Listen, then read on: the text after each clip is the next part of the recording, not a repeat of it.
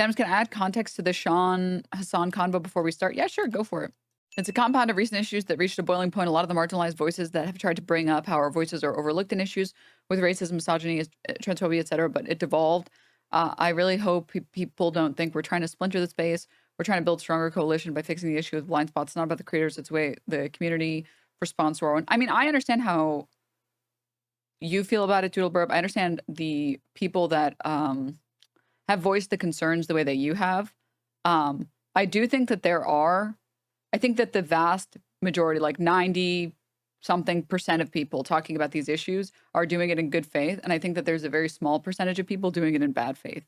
And I think that they're important to address those issues. I think it's important to address those issues.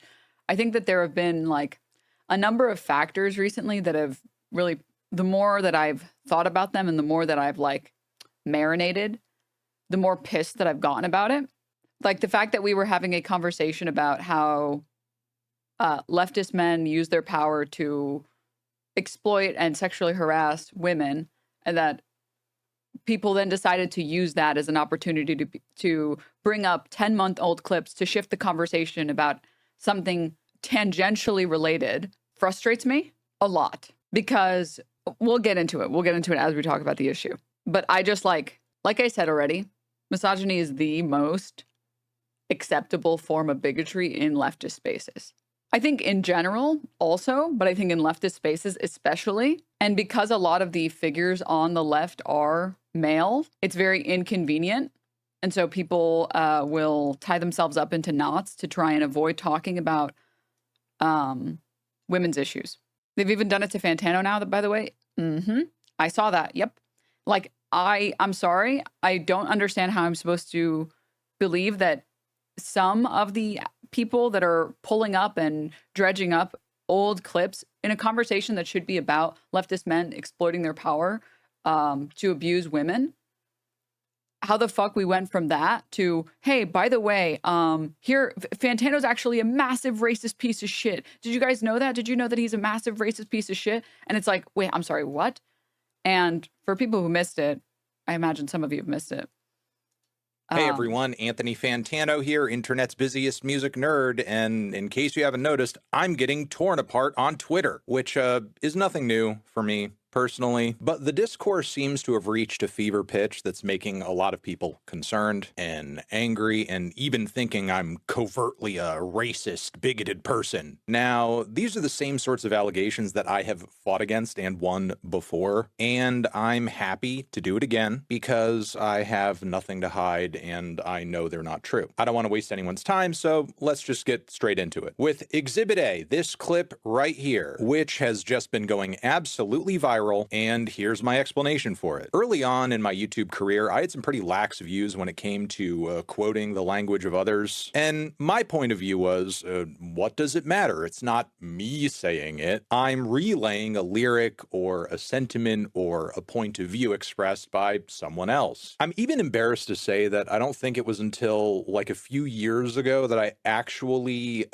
changed and censored the text of this 2014 Death Grips review title. And as you can see in the comments of this video, there's even a lot of discourse and jokes flying around about me not saying the title. And at the time, this sort of thing left me feeling like this is more or less a moral gray area. I extended this attitude into other pieces of content I've made, like this one, where it is also clear I am quoting someone even in the tightly edited state this clip has been presented in. And the reason I'm doing so is to voice disagreement with calling people racial and homophobic slurs as a bit, which is what the original content creator I was quoting was doing. And he himself has since apologized for this whole era of his career, but I'm not getting deeper into the weeds than that because this video isn't about him. TLDR, you guys know how many of you guys went to American public school and then you had to read like, I don't know, Tom Sawyer or some other garbage, and then there's like the N-word is just in the passage? And some of you probably had the teacher say, that's okay, you can say that. You're reading the text. That's the conversation that Fantano's saying, where when he was talking about iDubbbz, he said iDubbbz, who was known for saying blank blank, years ago. I think it's literally a clip from 10 years ago. And from years ago now, I think like he says it here, where like a couple years back, he decided he would just start censoring it always.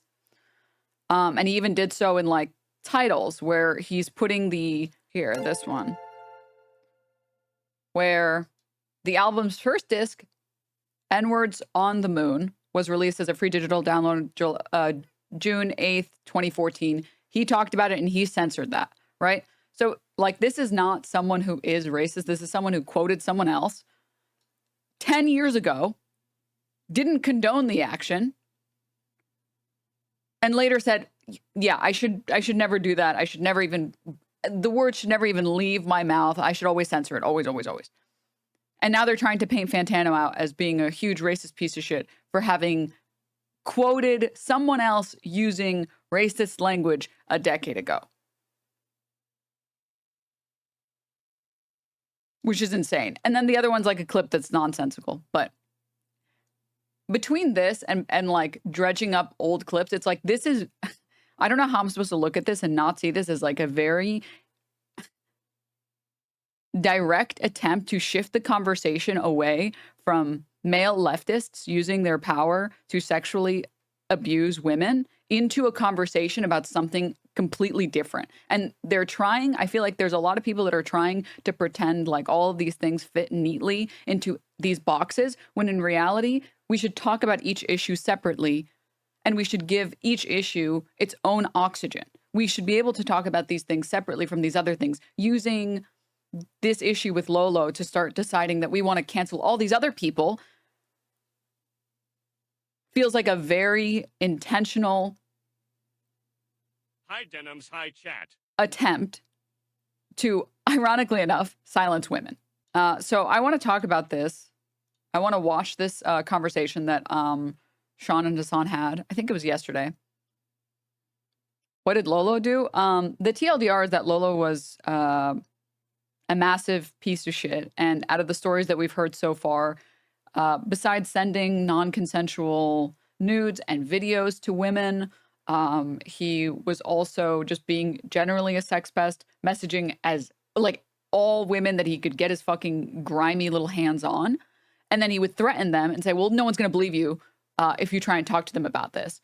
And then it doesn't help that like everything that he was tweeting on his alt account and then random videos that have since emerged on his TikTok that were since deleted are just like the most egotistical piece of shit talking about themselves. Like there's a section where he says, well, it's because he put out an apology and then he deleted his apology. And he said, well, I didn't know that I was like a big leftist male and that I had a platform. I really didn't see myself that way. I just kind of saw myself as just like a guy online. And then on his alt Twitter, he's literally tweeting, I'm surprised I don't have a Wikipedia page. Like, I should have one by now.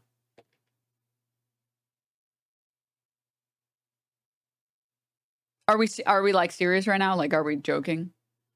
Are we joking? He also would tweet like, Patrick Bateman. And I'm not joking. And I'm very serious. Imagine if Patrick Bateman had a Twitter. That's what he was tweeting.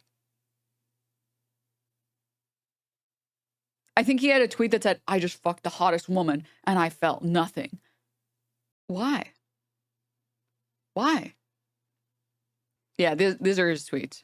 Which, like, these tweets in and of themselves don't necessarily mean that someone is a terrible person. But once there's like 7 people coming out against you saying that you're threatening them because you rejected them and you've been sending unsolicited nudes to them, and then people expose these tweets,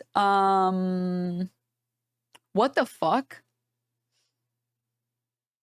I got to a point where I was fucking so many people from behind my bed. I had an out-of-body experience, and I directly connected with Leonardo DiCaprio wearing his sound-canceling headphones as he bangs, and I finally understood, perpetually alone, Peter Pan never grow up. Guys, don't worry. I don't see women as objects. Just ignore my Twitter where I talk about how I see women as objects, okay? Don't worry about it. Don't worry, okay? It was just a prank, dude. I was just joking. That's just my hide account, okay? Don't worry about it. You can just ignore that. You can just ignore that. Who are these tweets for? I don't fucking know, dude. But like the problem is that when you're a severely narcissistic piece of shit, you have no idea how narcissistic you come off. I'm trying to find the TikTok that we watched yesterday that was like obscene. Like this is peak. As if he needed any more nails in the coffin. I had no idea he was like this. Damn. Yeah. Is it the one from March where he complained about only getting set up with ugly people by his friends? Correct. That's the one. Like, dude, what a egotistical, narcissistic piece of shit thing to say. I don't think I have it on hand. I forgot to save it, unfortunately. All right, let me put this off to the side. If someone else has it, you can send it to me. I would appreciate that. But if not, all G. You guys get the idea. The question is, was he really taking a break from being a public defender? Was he fired / threatened? Good question. I'm not sure. It's hard to say. But it does feel like there's this attempt to push a bunch of other leftist white men into this category instead of having a genuine conversation about how misogyny is so open and so welcome in leftist spaces. Like, we've totally lost the plot on this conversation. We're just talking about something totally different now. It's like, oh, okay, women being sidelined again. What a shocker. I know, crazy. That's so weird that would happen again, like it always happens. It's so bizarre. Wow, crazy. Okay, so let's get into this, shall we? Bro, you got to turn on your virtual camera. Right, you're right. Jesus Christ, this guy, bro, literally a streamer, and he still doesn't. Amateur hour. SeanDaBlack, everybody, ladies and gentlemen. Hello. Friend of the show, SeanDaBlack. You already know. So what happened? What's going on? Honestly, I can't even tell you like exactly how this started. And I think people are just, very heated, just in general, because it's Twitch, so it gets like that. Yeah. But I can explain what my perspective is and what I've been talking about. So like people aren't confused and people aren't saying, this is what I believe when it's not what I actually believe. Yeah. I guess I can start with kind of the overall issues that I think people are seeing with the chat. I can speak to like what my experience on that has been as well. And it's about just frustrations about the space. I'm gonna be a zoomer really quickly. I hope you guys don't mind. We're gonna put it on 125x. Being overwhelmingly white, as all spaces tend to be. Mm-hmm. And that leading to chatters not necessarily listening to marginalized people when they have issues. And so this kind of came to a head with like someone else mentioned it already in chat, but I agree. I think that my major criticism is that like I thought that this conversation was going to be a conversation, not this particular one, but more so the general conversation about leftist spaces was going to be more all-encompassing and focus on, the person who was actually engaging in predatory behavior, i.e. Lolo. But it felt like women just got sidelined and we missed the forest for the trees, which is toxic masculinity, first and foremost. And now we're not even talking about the thing that sparked this conversation in the first place. Whole situation is kind of how it started, where people were being like, "Oh, the chatters were like reflexively defending Lolo and yelling at and accosting the victims, while like just like off of reflex." I didn't see any of this because I don't have Twitter on my phone, which is a great thing for me at least. Yeah, I also don't. This is not like about like you specifically. I don't blame you for like really any of this. It's just a more of a chat focused conversation, the way the communities operate. So what happened with the Lolo situation, and then when Mike got banned, there were people who were kind of weaponizing or coming after or attacking marginalized people that did have an issue with what Mike was saying. I will say that there probably were people who were going probably harder on Mike than I probably would have. They were coming at Mike or coming at the people who were saying, "Hey, what Mike is saying was unacceptable." And it kind of feels like it kind of led to this culture of if you're a marginalized person and you're speaking up about something that upsets you in the space, then you will be kind of ejected from the space because you're not like playing ball.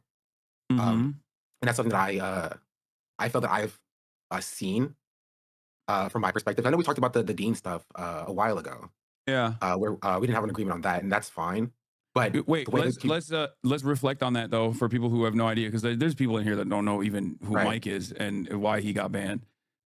So Dean is a liberal TikTok debate guy. And apparently in the past, not that long ago, as a matter of fact, only a couple of years ago, he was like a MAGA guy. And I think he got canceled or he got called out for saying slurs back in the day, right? Is that, am I getting, because I'm unfortunately I don't know not very tapped into everything. Can I be honest? I don't know who the fuck Dean guy they're talking. Are they talking about Dean Withers? Is that what they're talking about? Going on. But he's the guy who always on TikTok with the rest of the TikTok debate guys will debate Trump supporters, and he'll be like, why did you vote for Trump? And I personally think that's unproductive, and I've tried to communicate that to him, and with the hopes that he will move away from that and move away from liberal. I'm at the point now where, like, how do I explain this in a way that, because my position is based on this, and all of you will agree. I just have to phrase it correctly. I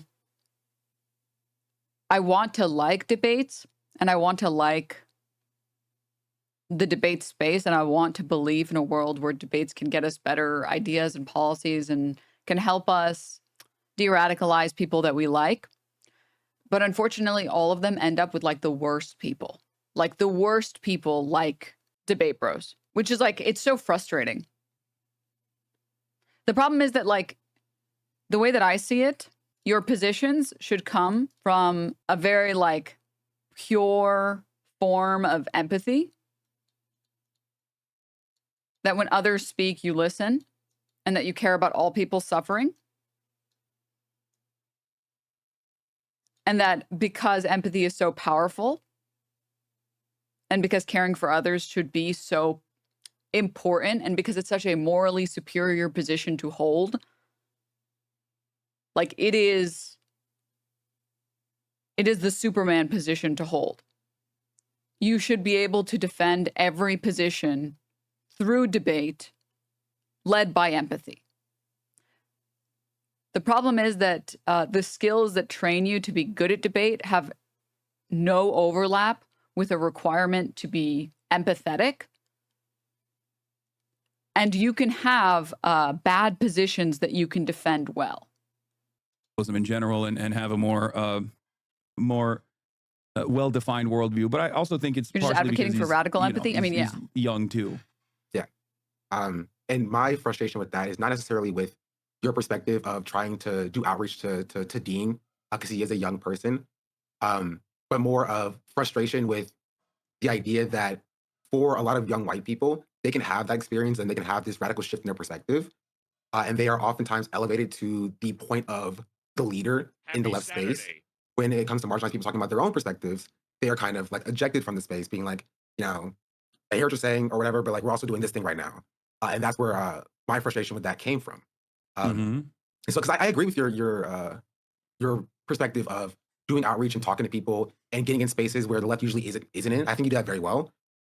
The issue with that oftentimes comes is when they're like the people that are brought in are oftentimes elevated to the space of like the leaders in the left, while like marginalized people are still talking amongst or trying to talk about their issues and their perspectives. Well, I don't think he's on the left at all, to be fair. Like, I mean, I don't even think this person is on. I would like for him to be, but I think that there would be a lot of growth for that to happen regardless. I agree. The issue being is that he's still like a popular voice. So I think it goes deeper than this is like I'm just describing like white supremacy at this point. Like him being a voice even in like liberal spaces when there aren't necessarily voices of like black voices in those spaces to the same degree. Yeah. Like Harry Sisson, going on like I don't feel the podcast or getting invited to the White House or talking about all the opportunities that he has. There are like black liberals who are in similar circles, but they're also still not taken as seriously as Harry Sisson is because Harry Sisson is a young white man. And so there's just a difference in experience when marginalized people share their perspectives, even in liberal spaces, but that extends also into like leftist spaces as well. And so during that situation, there were members of the chat who were, when I had that critique, who were saying that I was a wrecker, that I was a liberal, that I was opposed to change. There were some people who were saying that I was joining like Ethan Klein's hate brigade for even levying the complaint in the first place. And so I was just like, it's kind of weird because I've been in this community for so long that I thought that I would be receiving a little bit of grace and a little bit of charitability. When I levy a critique, that like I'm not immediately ejected, being like, oh, I'm actually a wrecker. I'm not a part of this space. No, I completely agree with you. I think that it goes both ways, and it should be more charity extended to someone like yourself and your complaints, rather than more charity extended to someone who in the past or even continues to continues to actually demonstrate that they're like a leftist or a progressive, but just because they resemble the same background as a person or the same life experiences that like a white person has had, I think that's where it comes from. Like there are a lot of people in this community that are fairly progressive, but I think that they weren't necessarily fairly progressive in the past. So when they see someone who has been racist in the past, they see themselves in that person. So they're way more inclined to listen to their complaints than to listen to your complaints. And that is, you're not wrong when you say that does come from a place of, I mean, there is definitely a blind spot that people have there towards a Black content creator in this community that's like experiencing something or making valid concerns.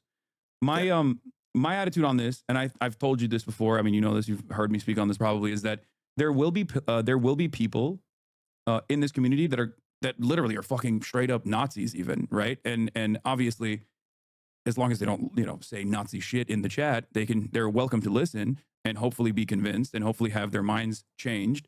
And I'm using the most extreme example of this right now. Obviously, that's not the case for many people. But given that we do live in a white supremacist country and anti-Blackness is foundational and it is exhibited in every orifice of modern society, that I, and also because of my own personal privilege as well, I am way more, like I have way higher tolerance for that kind of thing than someone who is a Black would in that situation. Because like you're experiencing anti-Blackness every single day of your life and it has shaped your life in a very meaningful way. But that's what I always try to stress to people is that when I talk about trans issues, when I talk about Black issues, when I talk about undocumented migrants, the goal there is to get people in the margins on our side. And they're not going to come to our side on every single front immediately. But I think through time, people become more understanding and change their minds. So it's not a completely safe space. Yeah, and I understand that. I think a part of the problem is the fact that some of the people, when they do come in, a lot of people in chat think that their learning is done. They think that they've arrived at the leftist position. They've heard what you were saying. And they're like, okay, we got it. We're here. 'Cause I feel like a lot of those people have came into my chat when I have a lot of these critiques the last 2 days and are saying, you actually don't understand this. This is actually what was going on here. Trying to explain to me like the foundations of like white supremacy and why I'm incorrect for explaining the core tenets of it and how it manifests itself in leftist spaces. And so I think people who are who listen to you and understand your perspective will then turn around and be like, I'm not going to go any further. I'm not going to do any more reading. I know people like other people on the leftier than this space have had that critique as well. But when it comes to talking about Black issues and the Black experience, when Black people are talking about, hey, this is what my experience is, this is what I'm seeing in this space, they think, well, I'm already done learning and I'm a leftist. So therefore, you must be wrong when talking about your experience. And I think that's coming out of some chatters when they are, especially like when they start, like when they call me a liberal. This is the thing that really irks my brain. Because our chatters who will position it as like, Sean's a liberal, he's doing identity politics when he talks about Black issues from like long-term community subs. And that's, that hurts my feelings a little bit because I've been in this community for so long. I thought that people would understand my perspective and what I'm saying and that I try my best to not exhibit, like liberal tendencies. But like, I feel like I'm being put in this box of like, oh, if you critique this space, because this is a leftist space, you must be a liberal because you're not 100% on board with everything that's being said here. And therefore, we don't have to, regard any criticism that you have as serious because of that. Yeah, no, I agree with you. I also don't think that like everyone is always going to agree 100%. Can I get a quick TLDR? Like Sure. So quick catch up here, because I'm sure I'll do this another 20 times in this stream. Lolo got ousted as a sex pest who was sending unsolicited nudes to women, who was harassing women, who was threatening women if they tried to come out and speak about how inappropriate his behavior was. And that's just the people who have come forward. And it doesn't really help that in his statements that he made, in his apology, his public apology that he then deleted, he makes legal threats in that statement. And then he says stuff that he contradicts later. He called some of it libel and defamation. And then he says at one point, I want to see if I can find it because the side-by-side is like so offensive. It's like crazy that he thinks he can just lie directly to people, like right in their fucking face, and that no one will ever fucking call him out on it. It's just actually disgusting. But I found it. Here we go. He says, Yeah, I've slid into a lot of people's DMs. I didn't really think of it as a huge deal, but it's clear I didn't fully grasp how some people could feel about that or even think I was some kind of famous person, which I have honestly never felt about myself. And I've always felt like a random internet side character. And then on his Twitter, typing, sort of surprised I don't have a Wikipedia page at this point. Is that self-involved to think that? Am I delusional? He's pretending to have imposter syndrome. No, he's just pretending. Well, I wouldn't even go that far. I think imposter syndrome is a little bit different. He's just pretending like he didn't know that he was abusing his privilege. Like the power dynamic, excuse me, that he was abusing his power dynamic. Tweet also implies he's Googling himself, which is really funny. We can have reasonable disagreements on certain things, you know what I mean? Or oh, sorry. Anyway, so there was a huge conversation about Lolo, and a few women came out and said that like Lolo is a sex pest, and a lot of women have come out to talk about him and to talk about how his behavior is unacceptable in leftist spaces. And then people tried to shut down those voices because they like Lolo. And it took Hasan getting on and saying, that's unacceptable. His behavior is disgusting. And obviously I disavow all of that. And I didn't know that that was happening. And then everybody was like, oh, well, yeah, his behavior is so gross. True. Who is Lala? Okay, I can't fill you in. You're too normal, okay? You just like leave the stream on and play some, you know, like Dwarf Fortress. What the fuck are you talking about? Wait, you wanted to defend Lolo. What? Me? No? What are you talking about? I don't understand what you're talking about. Having a Wikipedia page with a controversies category has to be way worse than just not having a page. Does he finally have one? Tatter's just high. You're right. They're just getting blazed on a Saturday. And then the conversation shifted from talking about predatory men getting away with being predatory into a conversation about how people aren't listening to marginalized voices. And then that became into a conversation about how Mike is a racist and how Fantano is racist, and spawned a very bizarre cancellation effort. And I said it yesterday, and I personally think I clocked it perfectly, which is people have a lot of rightful anger about the Lolo situation, about how Lolo was a huge, massive piece of shit, but they didn't have an outlet for it because he just kind of like closed his Twitter down and he just stopped posting, and he doesn't stream, so he just isn't streaming, obviously, and he only makes like TikToks really, so he just fucked off. So your implication is that some creators saw an opening after the critique of powerful leftists take down big content creators over the absence of marginalized voices? No, I think that that places too much intent, and I don't think it's that malicious. I think it's that a lot of issues only get talked about if we shove women's voices to the side to be able to talk about it. I'm not placing malicious intent. I'm saying that this was an opportune moment to do this, and people did this, and it's very infuriating because it happens every time. And like, I'm so used to misogyny on the right and misogyny in the center and misogyny from liberals and I've just seen so much of it at this point. It like doesn't surprise me at all, but like, it's always really frustrating to see it happen on the left. And it's like,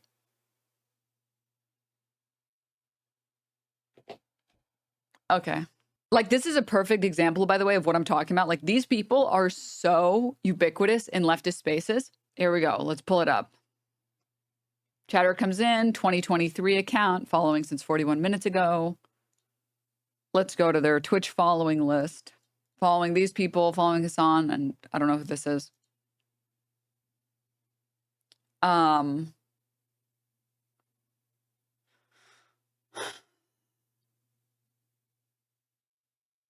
Oh, this is a shitter, though. This is a shitter. Hasan is a very passionate kid. Too bad he has no idea what he's talking about. Hasan is right about Israel being a terrorist state. I wish more people had radical empathy for me and my personal life. I reserve the right to call these women bitches. They are nasty work. Women can't even find decent men anymore because they scared all of us away. Like there's so many, and I'm really not joking. There's so many leftists who have the correct geopolitical positions, but they fucking hate women because they feel like they are owed something from women that they've never gotten. And so women deserve all the hate that they get. And these people, like, these people are so fucking common. But they're like, there aren't any big, prominent, like, female voices that talk about this shit. They're like, there aren't. On Twitch, there are none. So just like nobody talks about the issue, so they never get talked about, right? And it's like, why can't we have this conversation at a time where we aren't trying to have a conversation about misogyny? Why does the conversation about misogyny have to get overrun by this other conversation? And then it's so infuriating because, like, I was down for the conversation about, hey, minorities aren't being listened to. And now it's just, we're not even talking about women anymore. We're just not talking about it at all. And it's like, oh, okay. All right, dude. Sure, man, sure. Do you think anything will change after having these conversations, or will it just be a topic of the week and everyone will move on? I don't know. It's hard to say. Things more so than others. Like that's a normal and healthy part of discourse, and normal and healthy part of like coalition building as well. And I think people need to stop being hostile. And also on top of that, they shouldn't wait for me to pull someone like yourself up on the chat to arrive at that conclusion either. Like they should be adults about it on their own. You know what I mean? Yeah, this is something that Caroline talked about in the clip. I don't know if you saw the full Caroline clip. But Caroline talked about it in the clip with like the Lolo situation where like she was calling out some of the chatters. Which, by the way, that is like the clip of towards... Caroline talking about Lolo is the perfect example of what I'm talking about. That Caroline was trying to talk about just Lolo. That's all she was trying to talk about in that clip. She was trying to talk about how people are, and I get that it can apply to multiple things, and I get that it can be relevant to multiple things or for multiple things or whatever. But that was a clip where she was only talking about Lolo. And then a bunch of people were like, see, she's talking about Mike here. And it's like, are we serious right now? Like, you are doing the meme. You're using women for your purpose, for your cause, when that's not even what they're fucking saying. Can you play the Caroline clip? Yeah, let me try and find it. I think it was like, I think Taylor Lorenz tweeted it out. A lot of you who think that you are principled leftists are just parasocialists, okay? You are just like chronically online and you're going with whatever man that you're a fan of says. And you wait until, and I know, I'm going to call your asses out. I know that there were those of you who waited to hear Hassan condemn. And that was only then when you would condemn because you are not actually principled. You are a parasocialist who gets all of your opinions from your Twitch streamer. And I am not blaming Hassan here, but I am talking about the people who are living in these very narrow worlds where you don't listen to queer people, you don't listen to women, you don't diversify your sources. And so when this shit happens, you are no different than the people on the right who you think you are superior to. Yep. I want to pull up another clip as well. As a Black person, I think Sean was having an open conversation. Then with Mike's background as a previous conservative, other previous conservatives given such grace, and Sean got none in his conversation. Kind of sparked a wide debate about how Black leftists or progressive often feel sidetracked, just like women or other brown people. Yeah, but you like, and here's the thing, like, I don't want anyone to take away from the conversation I'm trying to have that what Sean is trying to talk about isn't important. It absolutely is important. 100%. And we should talk about how Black voices are ignored in leftist spaces. It's important to talk about it, and nothing will ever be fixed unless we talk about it. It's just very infuriating that a conversation about misogyny and leftist men being predators has shifted into a different conversation. And it's like, but we didn't even get to fucking talk about the thing that sparked this. Like, we barely spoke about it, and then we just moved on. And it's just so frustrating. It's just like and I don't know what this is about.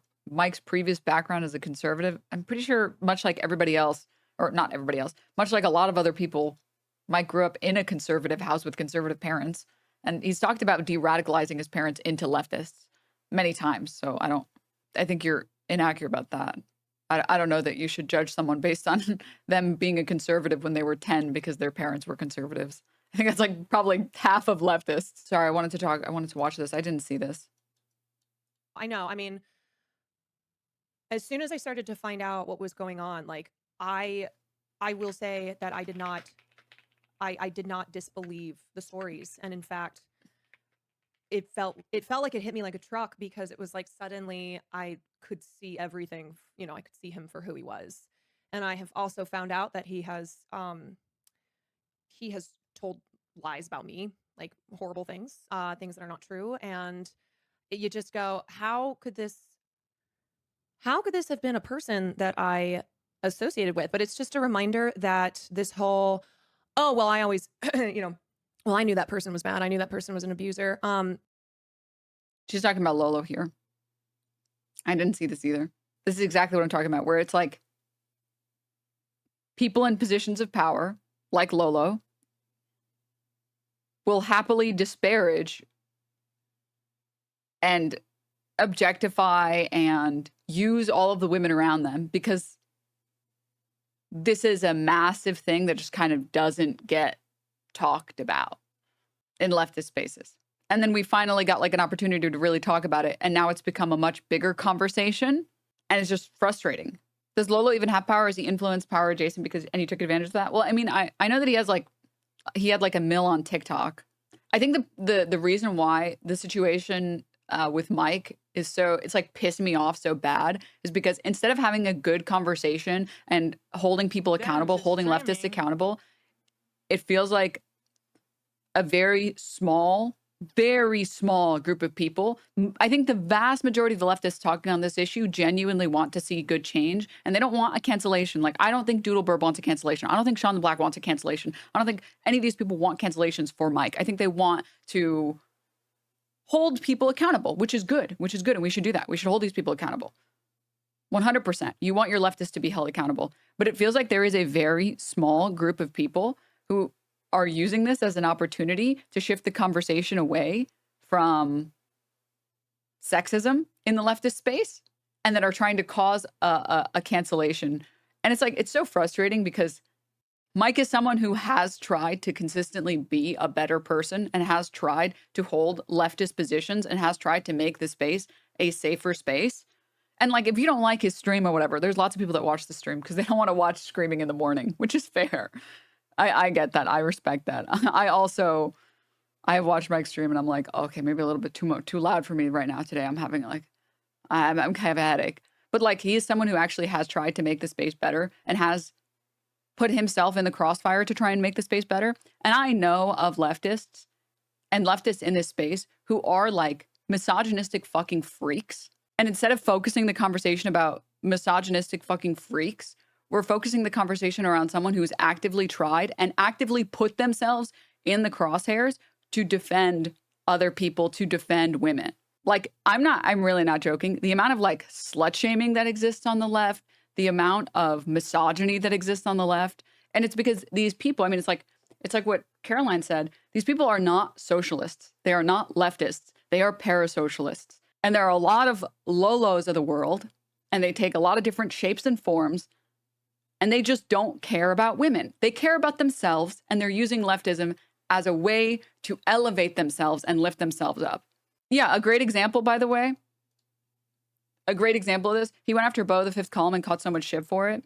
I mean, even I was like, at the time, I was uncertain about him going after Beau the Fifth Column. For anyone who doesn't know, Beau the Fifth Column was like trafficking laborers and wasn't paying them anything. He was paying them garbage. And he literally went to fucking, I think he went to federal prison for it. And for anyone who doesn't know who Beau the Fifth Column is, YouTuber that talks with like a Southern accent about leftism. And he put himself in the crosshairs of that conversation to try and uplift worker voices, to try and uplift women's voices, to try and uplift immigrant voices. And people gave him shit for it. Another great example, AB. Most recently, God, can I show you guys the cringiest clip on the planet? Oh my God, this is like obscene. Content warning. I don't even know what to I don't even know what to label this, but content warning. No problem. Oh, look at that, it's all shaky. Oh yeah, this one's missing a few screws.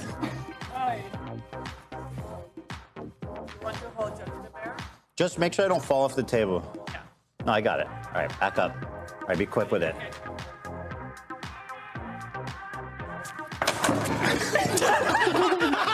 I'm okay. Thank you, AB. I mean, you got it, right? We got it. Did we get it? Dude, the way that he fucking Mr. Presidented him. Sorry, what is this laugh? It's this edit that they put on. I don't know what this laugh is. I don't know why they put that in there. I don't know who. I don't understand. But why? Bro. Bro. Oh my God. Dude, jumping on your boss like that. No, Mr. President, I'll save you. Anyways, my paycheck. No, I don't think it's like that. I think it's serious. I think it's way more serious. Anyways, yeah, I remember when Mike spoke out about AB and called him out and said, dude, AB, you're like a fucking piece of shit. You are doing genocidal defense and you are doing Zionist propaganda for your pro-Israel boss in a way that's so fucking offensive. Like, how the fuck do you, like, how is it that you can be from a country that is currently being attacked by Israel and has been attacked by Israel, and you don't care about engaging in this fucking behavior? And guess what? Because at that time, people were still on, like, the crew's side and were still at, like, oh, you know, like, we need to defend the crew. They're just innocent small beans. People got upset at Mike for that. Like, he has actively put himself in the crosshairs of other people and has put himself on the front lines to defend what is right and what is not, what is wrong, even when other people have shit on him for it. And then we finally get a good conversation about, like, how people don't do this. And then some people immediately go to, like, canceling Mike. Like, it's just so fucking disgusting. Like, it's crazy. Instead of having a conversation about, like, hey, like, this is unacceptable, like, you should do better. There are people that are like, we need to just, like, we can't have these people in our spaces. It's like, what the fuck? And again, I'm not talking about Sean here. I think Sean has handled the conversation very respectfully. And I think Sean is just trying to carve out a space for Black voices. And I can't hate him for that. And I respect him to try and create that space, because I can't create the space, like, for him the way that he can. It's just like, there are parasocialists in the space that are just absolutely fucking disgusting, that don't actually care about any of these issues. They just don't like women. Someone sent this as well. This is about Caroline talking about this as well. I want to say that I don't agree with people who are comparing Mike to Lolo. And I think that is absolutely minimizing how Lolo used his connections to major figures in the progressive movement. He used his progressive beliefs as a way to prey on people. So I think there's a lot of anger right now, and rightfully so, around Alex and his extensively abusive behavior. And he is a predator, okay? And as I said, there is more that will most likely be coming out on him, but what has come out already absolutely points to that.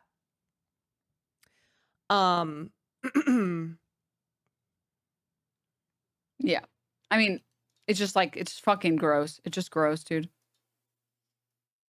There's also other leftist streamers who are currently waging war against Mike because of some grudges they hold, and it's disgusting. I mean, again, it's like there are, I hate to say it, but like there are leftists outside of the space and in the space that don't care about leftist values. They care about themselves, and they care about using genuinely good leftists for their causes and for their purposes.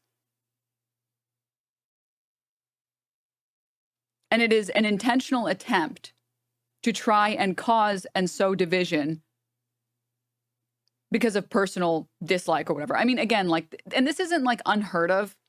I mean, we literally just watched a clip of. Oh, I know. I mean, as soon as I started to find out what was going on. This is a clip of Caroline talking about how Lolo was literally spreading lies about her. I will say that I did not disbelieve the stories. And in fact, it felt like it hit me like a truck, because it was like suddenly I could see everything, you know, I could see him for who he was. And I have also found out that he has told lies about me, like horrible things, things that are not true. And you just go, how could this have been a person that I associated with? But it's just a reminder that this whole, oh, well, and as someone who has been lied about by leftists, like there are a lot of people that are not leftists. They are not leftists. They don't care about leftist values. They don't care about marginalized people. They use these things as a shield to avoid criticism. They just say that they are, and they abuse people like most of the people in this chat. They abuse your kindness and your empathy for marginalized groups so that they can wage wars against the people they don't like. And it's like, we have to collectively get better at spotting it, and we have to collectively get better at calling it out. And it's just so like disgusting. Like, it's just like, it genuinely boggles my mind how people can call themselves leftists and objectify women, lie about other people, use people for their cause, slut shame women. And it's just like, you're a real piece of shit, huh? You're a real piece of shit. But I believe in good always prevailing, okay? I believe that the good guys always win and that good values always prevail. And I will never stop believing that, okay? And I think if you engage in enough shitty behavior, it will... People aren't dumb, okay? Yeah, blowback will come. Yeah.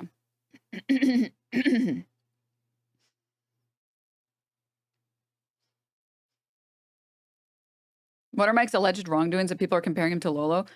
He said, like, he was talking about the Democratic Party being cucked, and he used the term. This was shortly after, like, Stavy was using it, and like a bunch of other leftists in the space were using it. And so people were spreading this clip around where he says, you know, the Democratic Party is cucked. They're like, or whatever. And he's since apologized. He's like, I shouldn't have said that. You know, my apologies.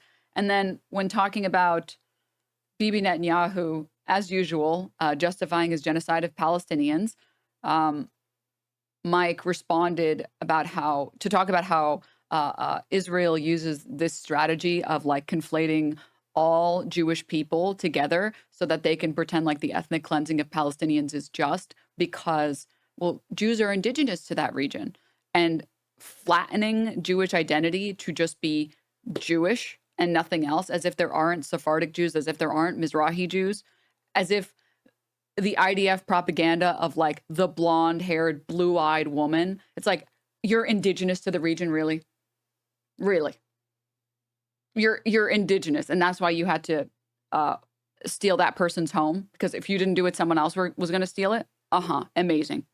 That's fucking incredible. And he misspoke, and then when trying to talk about Zionism, he said Jewish. And it's like a bad clip, and he should apologize because the clip itself on its face is anti-Semitic. But I think for people that were watching the clip and people who know Mike, they understand that that is a misspeak, that when talking about Netanyahu, someone could reasonably get enraged and misspeak. Again, he should apologize. Absolutely. No doubt about it. There's a massive difference between misspeaking and being a sexual predator like Lolo is. Those are very different things. Mike strikes me as a mouth main who goes in on cooldown, sometimes ants a bit, but you don't run it down and responds. Okay, but mouth saying you will lose. It's kind of like, it kind of gives. Mike was right. So you're not wrong, actually. Wait, you're not. Why are we even comparing them? They seem totally unrelated. Well, like I said, there are leftists that I think are abusing people's empathy and they're abusing people's kindness to shift the conversation that it should be about misogyny and about marginalized voices. And they're trying to shift it into their personal warfare because some of the people that have participated in this discourse are not good faith actors. And to be clear, again, I'm not including someone like Sean. I think Sean is reasonably trying to talk about an issue that is important. And I think the vast majority of people that want to talk about this issue in the community are genuine. But there are bad faith actors that are not leftists. They are opportunists. Unrelated, you drink water exactly like my physics professor, and it scares me. That's such a bizarre statement, but I like it. Why are these even in the same conversation? Because of bad faith actors. Because of bad faith actors. And like, I'm hoping that with time, and hopefully in the near future, we can talk about this issue more. Because like, I've experienced the same thing that Caroline has experienced, where people just like, they are opportunistic pieces of shit that have no problem lying. They have no problem using others. They have no problem engaging in things that are not leftist values, like objectifying women, like using other people, like slut shaming. Like these people are real. And again, I think good will win. And I always think that empathy will win. So it is confusing to be fair to some chatters. Yeah, I think so. So I want to continue this conversation. And also, why did it take a year for this mic clip to become relevant? If it was so bad at the time, it would have been reported then. Literally, what did I say? There are bad faith actors. It's just, there's...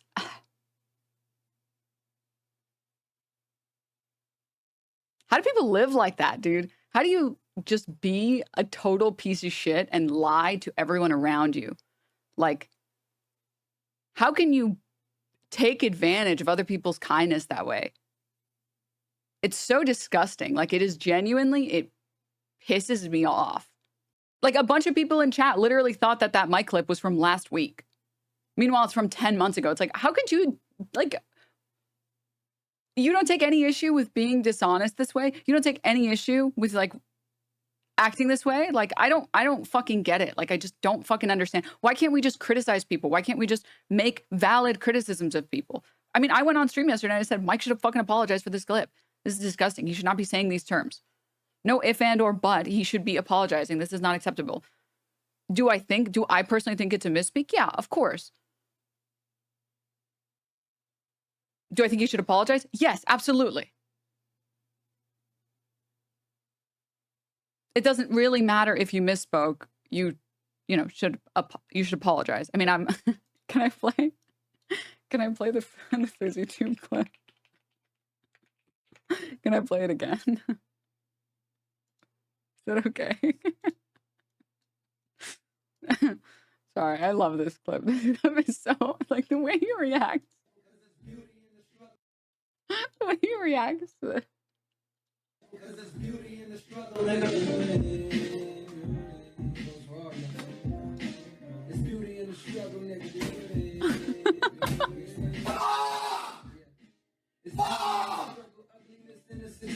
I never use that word. I swear to fucking God, this is I never use that fucking word. I've listened to rap songs every day on this subathon, and I always change it out for brother. I had a tweet that literally said, I had a tweet that literally said,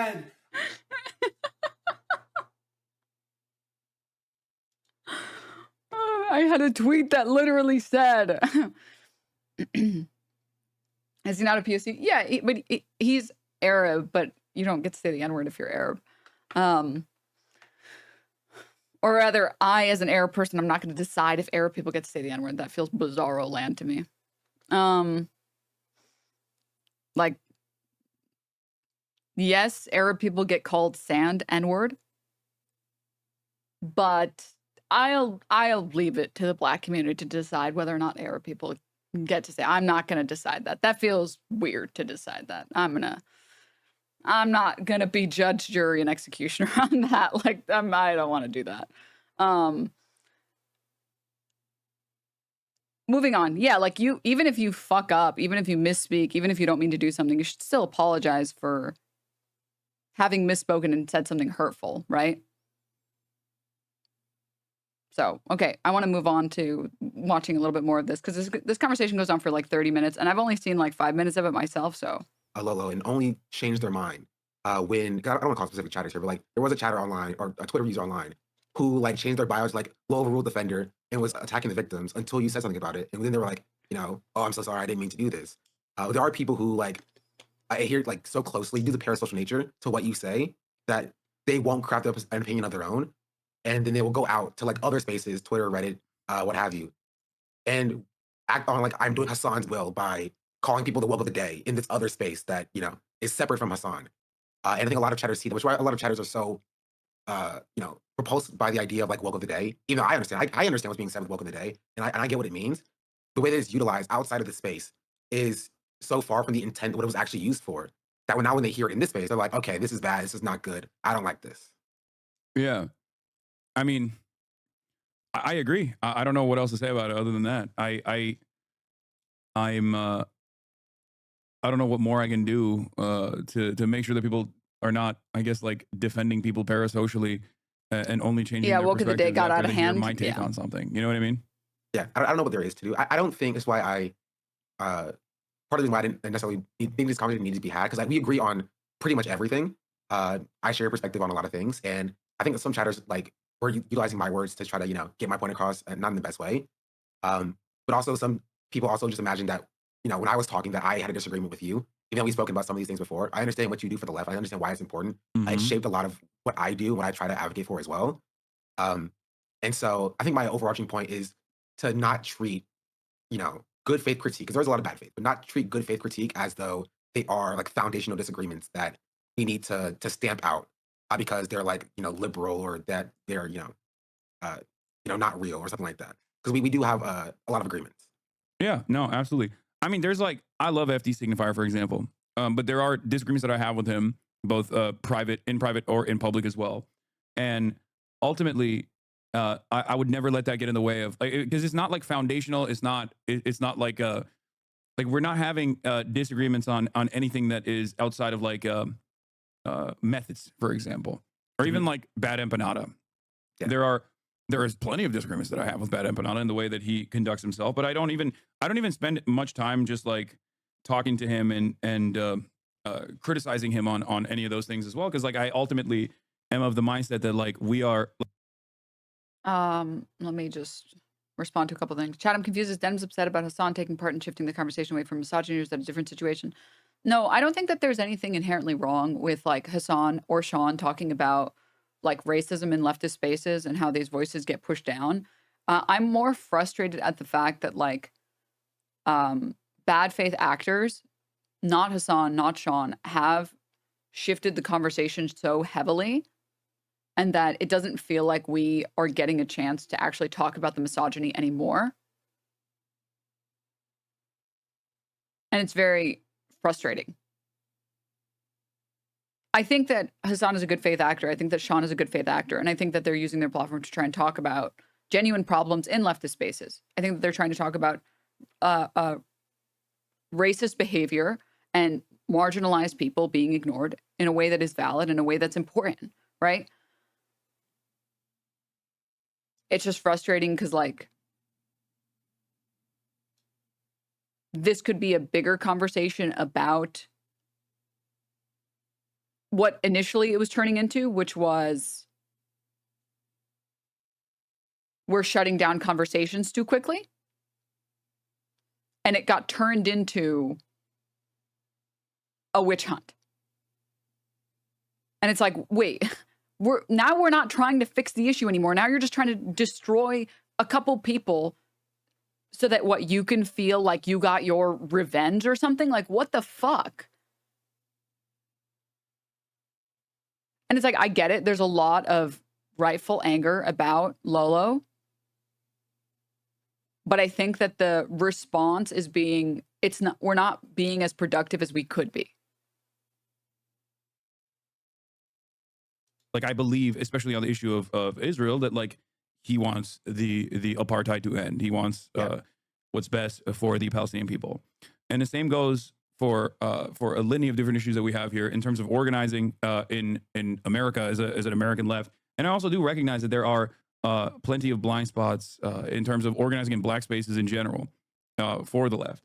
So I think you're right. I think that we need, I think that, like I've talked about this before, especially with like the Zoran stuff, because there are plenty of young black leftists out there. Yeah, I felt like instead of trying to have a conversation about like how leftist men should do better in reference to Mike using bad language, namely whether that was a misspeak or not, and the comments, the anti-Semitic comments, which I believe were a misspeak, instead of having a conversation about like, hey, you should be held accountable and you should apologize for this and we should, you know, make these spaces better, it became like, well, this guy fucking sucks and we should cancel him and we should destroy him and we shouldn't have him here. Because I think a lot of people started, and I saw this like on my timeline, people conflating Lolo and Mike and like Comrade Casey all in the same group. And it's like, wait, you're not even trying to make the spaces better. You're just trying to like destroy the people who have spent so much of their time and effort trying to make the space better. And on like what, the first offense, we're going straight to just like destruction. Was that people on the left? From what I saw, yeah. The 10-month-old clip was circulated by leftists, which makes me really uncomfortable. It makes me really uncomfortable that there are leftists in this space that are sitting on clips from 10 months ago and waited for the perfect opportunity to start their witch hunt and then pretended like the clips were recent and then posted them and got them like resurfaced or like gave ammunition to people like Ethan Klein, gave ammunition to like Asmongold and like DG Gears and whatever to spread that as far as possible. And it's like, what the fuck? You don't think that this is an opportunity to have a conversation within leftism? Like if I saw that, I would be sending that clip directly to Mike and being like, this is unacceptable. Like, I don't understand how you think that this is okay. You know, I think you should apologize for this. And then I would be reaching out to other leftist creators to have them try and hold that person accountable. I wouldn't be waiting for the moment to strike so that I can take down the leftist I don't like. Like what?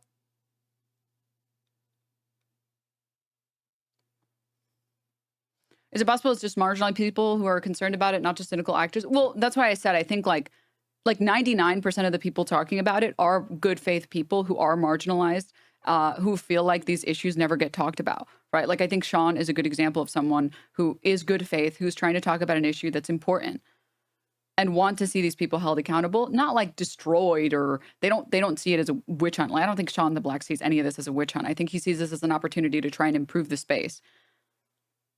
I'm critiquing the like 1% of bad faith actors. Bad faith actors that sat on the clip and then sent it to good faith people. And it's frustrating to see that. Like, it's really frustrating to see that. Like, just bad faith actors taking advantage of good faith actors and taking advantage of their empathy and their kindness. And there are plenty more that could potentially become young black leftists, right? Who are just like kind of rudderless and have checked out of politics altogether. And I think that's an environment that we need to tap into. And it's not going to happen if it's like, if we're pushing away people, if we're being off-putting. Yeah, especially when you're trying to do outreach in those spaces. I think FT's video speaks to that specifically about just, there's a very clear conclusion or thesis for that video was just talk to black people, get their experience, understand what they experience, and then speak to that experience as well. Yeah. So I was talking about this in the clip from a few days ago, and that is we've shaped the media ecosystem around, you know, how do we attract straight white men? Straight white men are going right. How do we stop that from happening? How do we engage with those men? And we've radically shifted the media ecosystem around young politics, around those men specifically. Why can we not do the same thing for black people as a whole, as in general? Why can we not speak to their issues? Because it seems like the Democratic Party, for some reason, has a way of doing so. They have a stranglehold on the black community, and they can speak to black issues. What are we doing when it comes to like the Bernie Sanders of the world? How are we feeling when we're doing outreach with those people to attract those people into our spaces? I think part of it is that the spaces are already overwhelmingly white, which means that it already inherently is off-putting towards black people who want to see themselves in spaces that they occupy. And the second part of it is, I think, when it comes to getting the black perspective, I think people oftentimes fail. I think Bernie Sanders didn't do as well as he probably could have in that regard. I think Zoran Mondani is doing a lot better than Bernie Sanders is doing, and which is why he's succeeding a lot more when it comes to like young black voters. Yeah. No, I Well, I think that the reason why both Bernie and Zohran Mamdani are more appealing to young black voters goes beyond representational politics, though. I think it's just more so like the turnout machine, older voting demographics, and their tendency to be more conservative or more safe in terms of like their voting patterns. At least something that I've seen. Like you might speak to this a little bit better than myself, of course, but I think there's a lot of different complications there. But in terms of representation, I think, yeah, like people from these communities would be far better advocates. Like, I don't even mean skin color. I mean, like literally from these communities, like directly from the zip code, would be far better at getting their neighbors on board with these kinds of politics than people that are coming from different backgrounds without that same world experience, without that same worldview. So I think there's a lot of importance there as well. As far as like the younger black voters goes, I think the reason why they find themselves captivated by Bernie Sanders or Zohran Mamdani's politics is because they're young, they're tapped in, they're online. They also, like, we all experience the same resentment. My fear always is that resentment inevitably, if there's no singular figure that they can build a coalition behind, that resentment inevitably leads to nihilism. And there is a lot of reactionary tendencies in all young people, not just like young white men, but because you were talking about like white people, you were talking about like young white men becoming radicalized. I think that like the media is oftentimes hyper focusing on that stuff, but I think that young black and brown men are also becoming more nihilistic, becoming more right wing as well. Not in their voting patterns, just in general. Most young people just don't vote. But I think like when they're exhibiting, when they're talking about their own political worldview, I feel like they find themselves leaning more in the direction of like being apolitical, which is usually a substitute for being right wing, without even recognizing that it's right wing. Like I feel like we've lost this space of being apolitical to the right pretty handily. So that's part of the reason why I try to be more graceful with having these sorts of conversations whenever there's like people that are coming in, unless they're like directly attacking me on the basis of being like a terrorist or something. I'm usually I try to be as forgiving as possible because I know that they just don't know any better. Yeah, I think there's a lot of truth to that. The only thing I will push back on is yes, there are young black and brown men who are also being radicalized. I think the difference is that they're not being marketed to in the same way that young white men are, because young white men are seen, or like I think young. Can we said it with like older black voters being seen as more conservative? Which, like, I will agree. I think this is a great point, by the way. But this is what I'm going to say. I feel like this is almost like a separate conversation. That like, dude, white voters, especially white male voters, but white voters are pretty much exclusively marketed towards. It feels like there is no attempt to market towards black voters at all. Like, this is true. And I would say even here, I would say that it's more so, like, I think white women get appealed to more than black men do in our current political climate. Like, this is a very valid, very good conversation that we should be having. But do you guys see what I mean when I'm talking about how, like, it's very frustrating because I feel like we started this conversation sort of talking about the intersectionality here. And then it's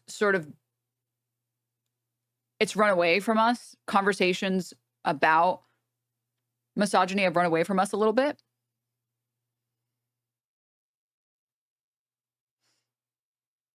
And like, this is a good, this is what I want to talk about. Sean isn't trying to move the conversation on, but to say how the online left is catered around white cis het dudes, which is true.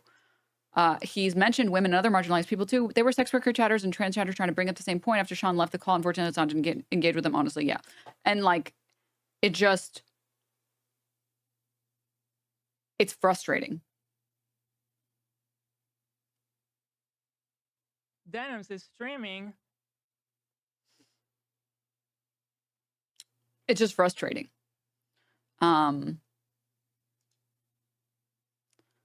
Pandangles, thank you for the 5 gift subs. Thank you.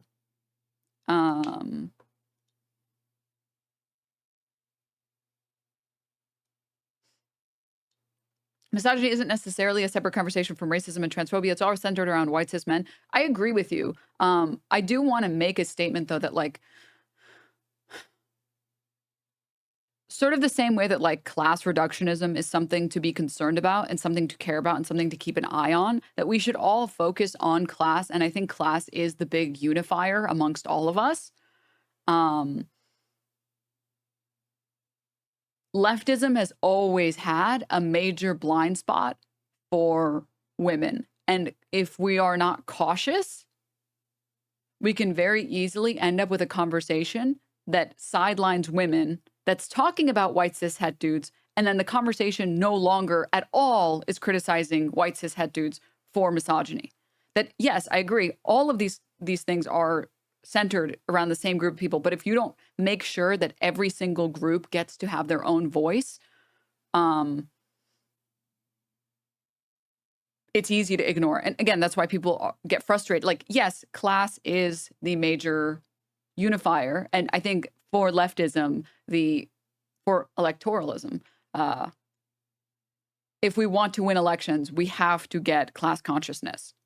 But we also can't just ignore all forms of intersectionality. If you only focus on class, you end up appealing again to white cis het dudes.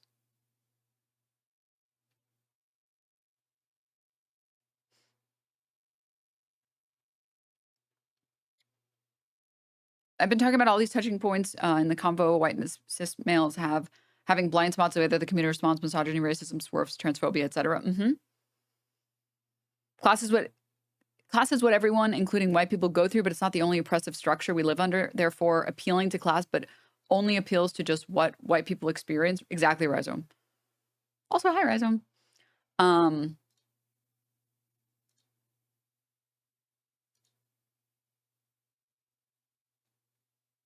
So yeah, that's my 2 cents on this.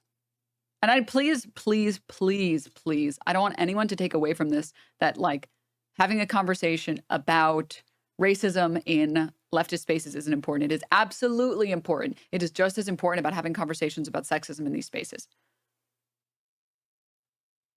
And I don't want anyone to think that this is me saying that anything even remotely close to like not appreciating that this conversation is being had. I appreciate that this conversation is being had. I appreciate Sean. I appreciate Hassan. I appreciate a lot of the people that genuinely care about leftist values and care about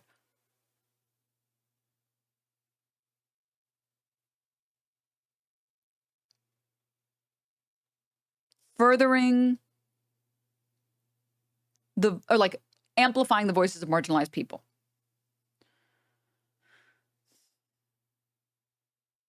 If that makes sense. Like, I'm not going to have a conversation about how we are being divided as leftists and then proceed to do that. That's fucking stupid. I don't want more division.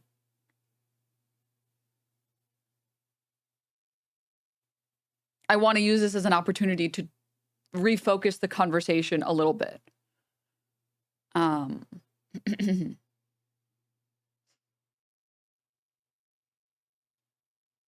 think also what happened with Sean's conversation, it quickly went this direction because a lot of Black people view Black liberation as liberation for all, and a lot of Black people view things inside a lot of Americans' society is built on excluding Black people. So a lot of Black people view every form of oppression in this way. If it's addressed, it would help all the other oppressed groups. Yeah, and I would agree with that.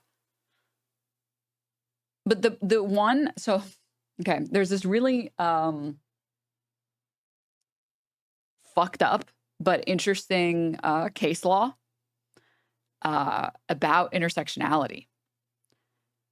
And if you don't actively create room to address misogyny, you cannot actually have, and there are like a lot of YouTubers that have gone in depth about this. Andrew Speaks, great YouTuber talking about this. Khadija, great YouTuber talking about this. There are a lot of Black women that have talked about these issues, about intersectionality. And yes, I'm not white, but to compare my struggle to a Black woman's struggle feels wrong and inappropriate. And I feel like I can say with certainty that Black women in America have definitely experienced a significantly more difficult life than I have. And the oppression it's like, more magnified. I don't know how else to explain that. I'm trying to do my best with these words, but there are a lot of Black women on YouTube that have made a lot of really, really good points about this stuff, and their positions obviously like great. But going back to what I was trying to talk about, there's interesting case law. I'm trying to remember the case. I think it was against Ford. Let me see if I can find it. Basically, a bunch of Black women try to sue General Motors. Here it is.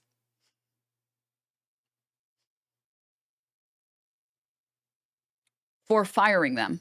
And General Motors argued, well, no. It wasn't discrimination because there were lots of white women that we didn't fire, and there were lots of Black men that we didn't fire.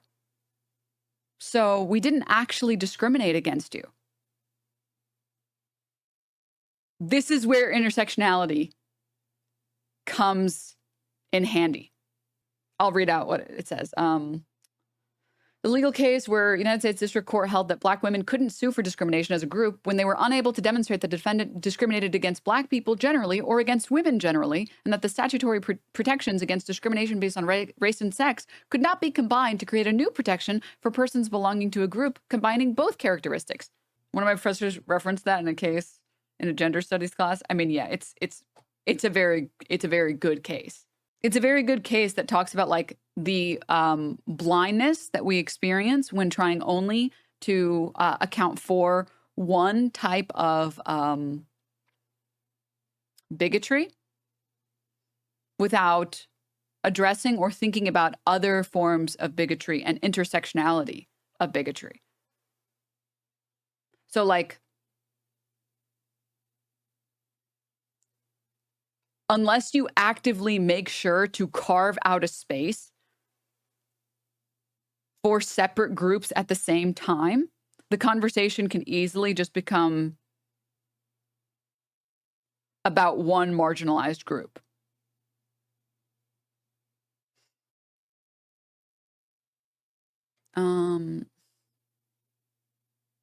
For a time, Black women weren't seen as women. First, they were seen as property, and then too masculine and angry, too raunchy. This doesn't even go into medical racism as well. I've been subjected to it as someone AFAB, non-binary. That's why we're talking about misogyny, and this conversation is important as well. Yeah. 100%. And I think like for a lot of male leftists, even the most progressive male leftist, I think that there is still this blind spot. I think there's a blind spot that Hassan has. I think there's a blind spot that Sean has, where unless you experience these spaces as someone who is femme presenting, you don't consider, and it's very easy to not consider, that this is something that needs to be accounted for on its own. That doesn't make the actions malicious. That doesn't make any of the parties malicious, right? It just means that we have to try harder. Because I'm not trying to have an entire conversation about how we are tearing down other leftists and instead of trying to improve the leftists that we have, and then in doing so tear down other leftists. That is not what I want to do. There is no universe where I want to do that. It makes me very happy to know that, like, because I can't be a voice for Black content creators. I'm not doing that. There's no universe where anyone can convince me to do that. That sounds like a crazy person thing to do. I think I immediately become white the moment that I become a white woman if I try and do that. So it makes me happy that there are Black creators like Sean that actually get to speak on the issues firsthand. I can elevate these voices, but I can't speak on the issues the same way that like a Black creator can. And in the same vein, the same thing is happening here with, I think, women and with misogyny, where we're just not getting to have that dialogue. And it's very infuriating because I want to improve our spaces and to reduce the misogyny in these spaces.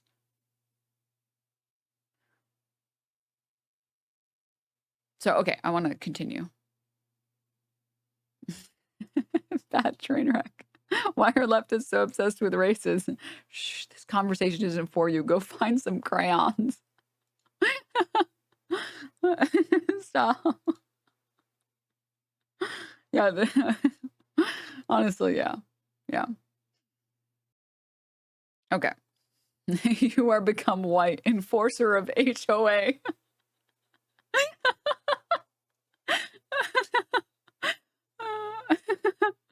It's also not enough to say you have misogynistic blind spots without actively doing anything to change it as if it was genetic to be misogynistic. Best thing to do is to get better leftists, which we will. Yeah, I mean, I agree.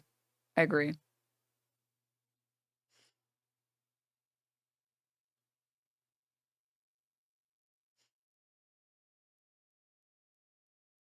I agree, Rhizome. I agree. Okay, I want to continue. I think that that's also true. But young white men are not seen as like a part of a monolithic group or monolithic force in the same way that like young marginalized men are. So like Oh, for when sure. young black men are being seen as reactionary, that makes the black community seem as more reactionary. Oh, in no, the lens of how it's looked outside. Yeah, oh, 100%. You're absolutely right about that. I mean, I've talked about this before with like Yeah. the root.com style article heads that write like black liberal academic article writers will oftentimes give like a permission structure for white people to also exhibit white supremacy by talking about like by hyper focusing on black people are so homophobic, black people are so queerphobic, there's so much misogyny in the black community, but it's like that's every community, and singling out black people, of course, is like just a way for liberals to basically say the same racist black men are violent trope, but in a more woke way.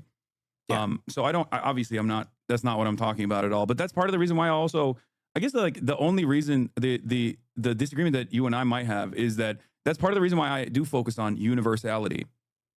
Hassan, you do this though. I literally do the exact opposite of this, for the record. I mean, or maybe Sean, you might actually have a disagreement with me on this. I think I do the opposite of this, but I don't see you as speaking to like black people are more homophobic. I have seen with like Zoran specifically the take that black people are not like implicitly more Islamophobic, but we didn't immediately rush to Zoran's defense because they are exhibiting Islamophobia as opposed to a more general Wait, I didn't say wariness that. to Did progressive I? politics. No, you didn't say that. I'm saying that like No. that is what people have seen, so they may be attributing that position Wait, to you. people are saying black people are Islamophobic. Black people are Muslim. What the fuck? Like, I mean, that's crazy. I don't think that at all. Yeah, that's what I have seen, but so I haven't seen you doing that.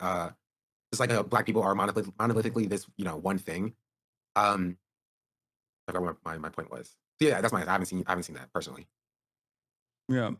Oh, okay. I remember on the universality. We actually might have a disagreement on universality specific. I was talking about this morning as well. Yeah. I think there are limits to universality that I think are not adequately addressed in leftist spaces and in like progressive leftist politics when it comes to things like free healthcare. I think oftentimes when marketing leftism or progressivism to black people, people will just drop like free healthcare as like, oh, of course, why wouldn't black people like free healthcare? Free healthcare will help them specifically, along with helping white people. Oftentimes losing the fact that healthcare affordability is different than healthcare access.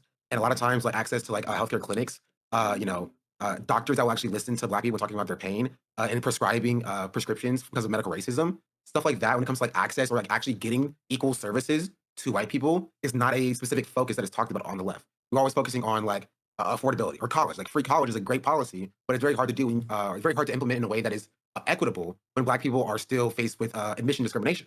Yeah. And that is something that I think is missing in the left because we always focus on like the economic policy about like affordability without talking about the access part of it.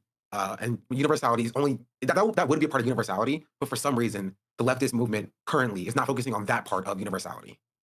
Yeah, I mean, I always say that universality is a marketing tactic. Like I like the example I use is not on anti-blackness, but I usually use it for like transphobia, where I always say like, no, you say you want Medicare for all.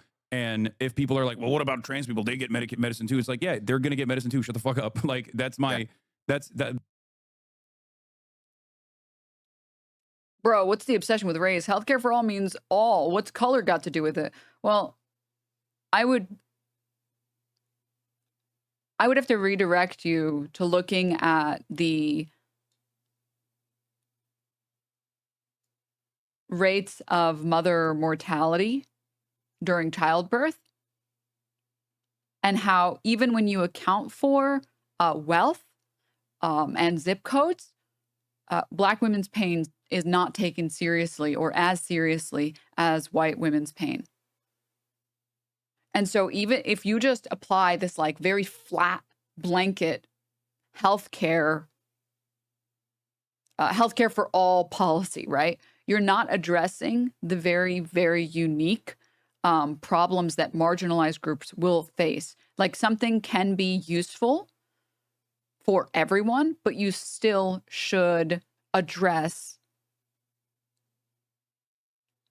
all of the nuanced problems that will exist and will come up. Medical racism and misogyny isn't magically going to be fixed by universal healthcare. Yeah, because the problem is that healthcare providers still have these biases. And there's a way to correct for the biases by attempting to build good policy, essentially, right? Oh, yeah, and then that's not even the discussion about like access, obviously, yeah. I'm talking about even with instances where there is access. But yeah, this is another good conversation, obviously. Universal healthcare doesn't mean that they suddenly build a hospital in a poor Black neighborhood. Yeah, exactly. This is also true. But I'm trying to find like, this is the CDC information, but this one didn't account for wealth. And I'd like to try and find one that accounts for wealth because there was one, but here it is. This is from the CDC. It shows maternal mortality rates by race and Hispanic origin. So here we have 2018, 2019, 2020, 2021. I like that their numbers are going up. That's good, right, guys? Deaths per 100,000 live births. It's good that the number is going up. Yeah, that's a good thing. Don't worry about it.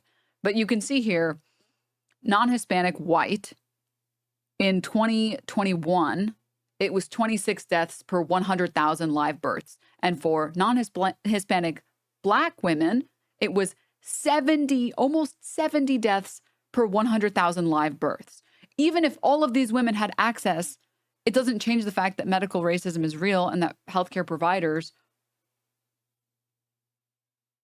have biases where they are not taking people's pain seriously, where some women are experiencing complications. And this is like a very well-studied phenomenon, by the way, that people will express physical pain and physical discomfort and concern about something being wrong, and they don't get taken seriously, and then they die.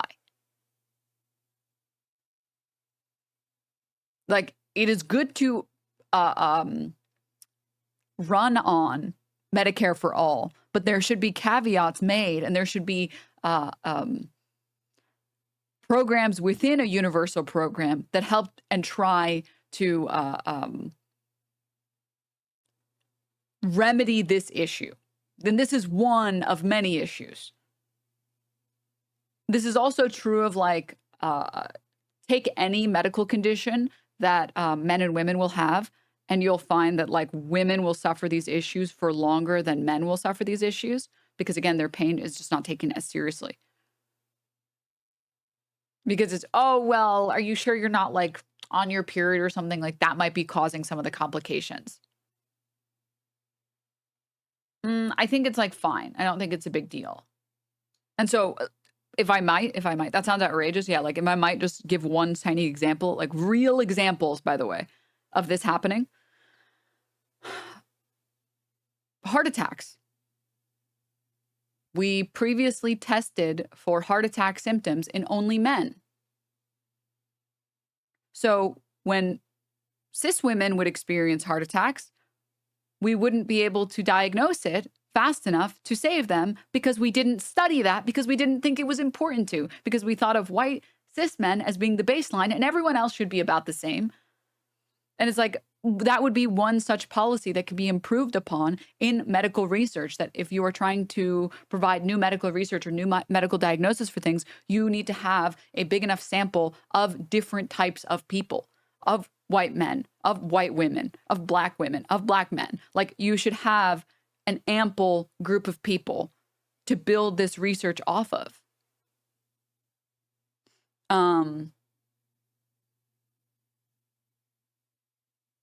Endometriosis diagnosis takes like 7 to 12 years, and that's when they catch it all. It took me 15 years to get diagnosed. I'm a white woman. Yeah. And then like on a not smaller level. I don't want to compare the two things, but like heart attacks are one example. Autism is another example. ADHD is another example where women just get super underdiagnosed or ignored and they suffer or die because of it. And then you like double or triple this problem with Black women.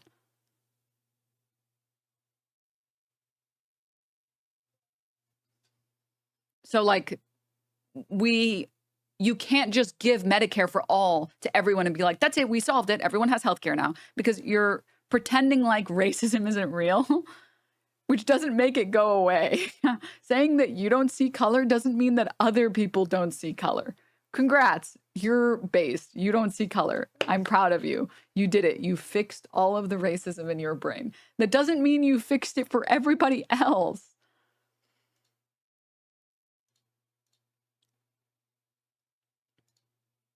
Yeah, this is like, I always recommend people watch Sweet Anita. She's talked about this a lot.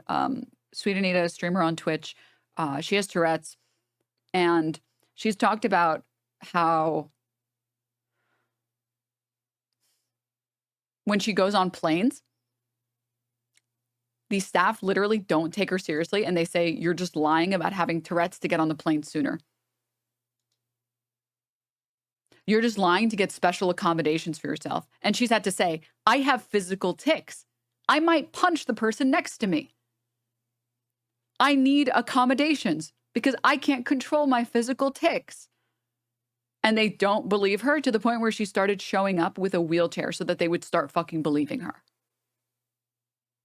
Because it's like, oh, but you're so like pleasant and you're like a nice woman and like you're pleasant to talk to and attractive. So like, I don't think that there can be anything like wrong with you. You must just be lying to get preferential treatment. I'll see if I can find the clip of her talking about it.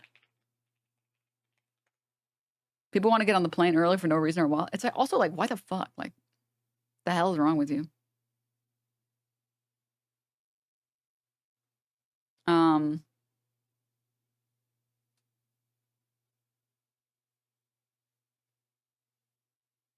I think it was a tweet, actually.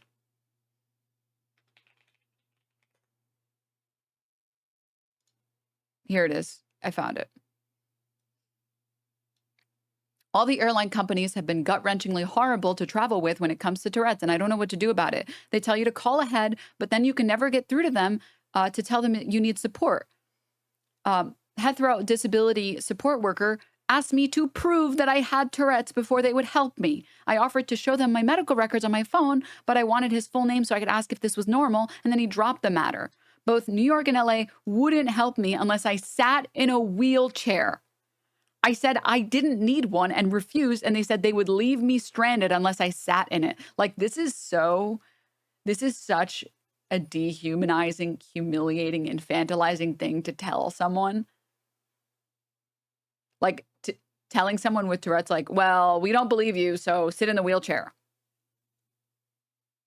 You need to be more disabled to get on the plane, so get in the wheelchair and then we'll help you. And if you don't, we're not helping you. Like, ugh. And this is like an intersection of how able-bodied our society is and how disabled blind we are, and misogyny.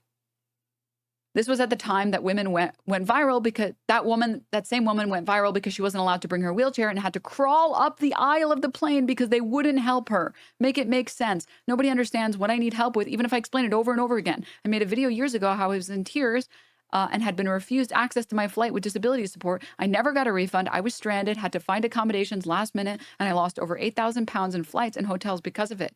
It's gone to the point where I dread flying. I have to pay double because I have to bring a male with me because disability support believes me and doesn't make me prove anything if a man backs me up, which is insane. I also need safety in numbers in case I get refused support and get attacked due to a tic. There are more issues than I can even fit in a tweet, but holy fuck, traveling shouldn't be this treacherous and difficult. My chest has hurt all week thinking about having to fly again next week. Like, I would struggle to not go feral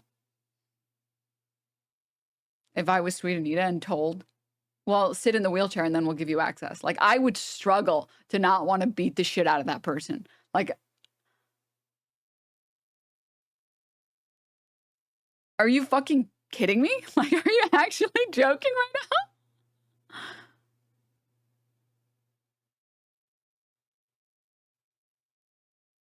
It's especially scary because Anita's fucking yoked. Dude, she's so yoked. Yeah, so I've literally had to write keys of my wife's symptoms to get doctors to believe her.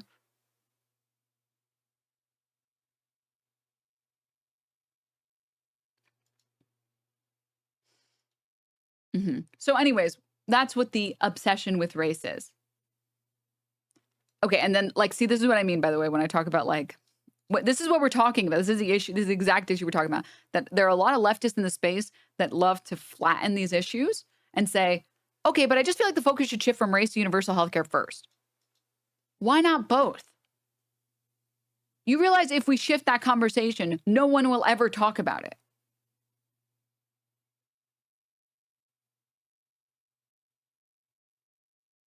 I saw a video of her explaining how the doctors just diagnosed her with wanting attention instead of Tourette's. Dude, like, I'm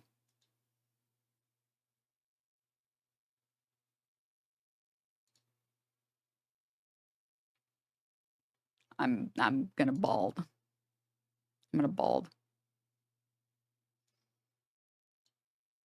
Also important to note, medical textbook and therefore doctors are literally still teaching Black people experience pain differently and have a higher threshold, leading to pain being ignored. I don't know that that's still happening, but I do know that there are a lot of old doctors that actually believe this.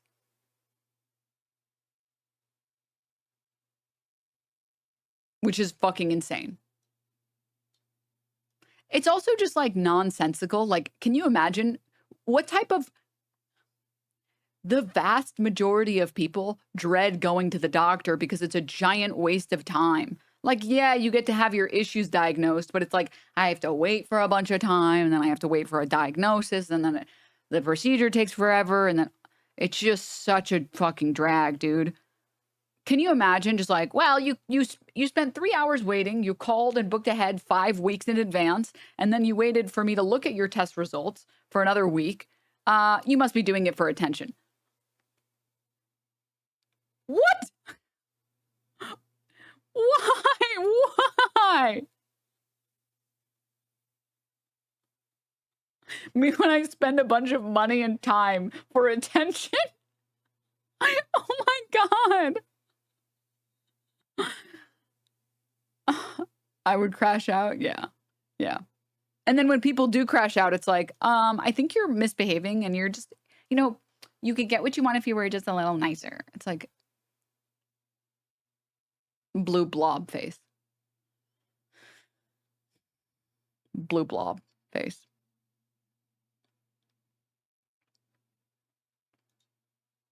Oh, I just saw this, not to read.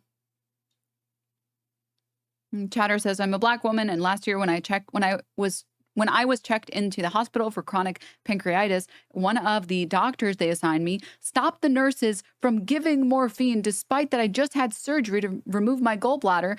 And when I asked why, he said, I just can't think of a justifiable reason to keep giving you pain medication. And I basically just had to suffer until I was discharged.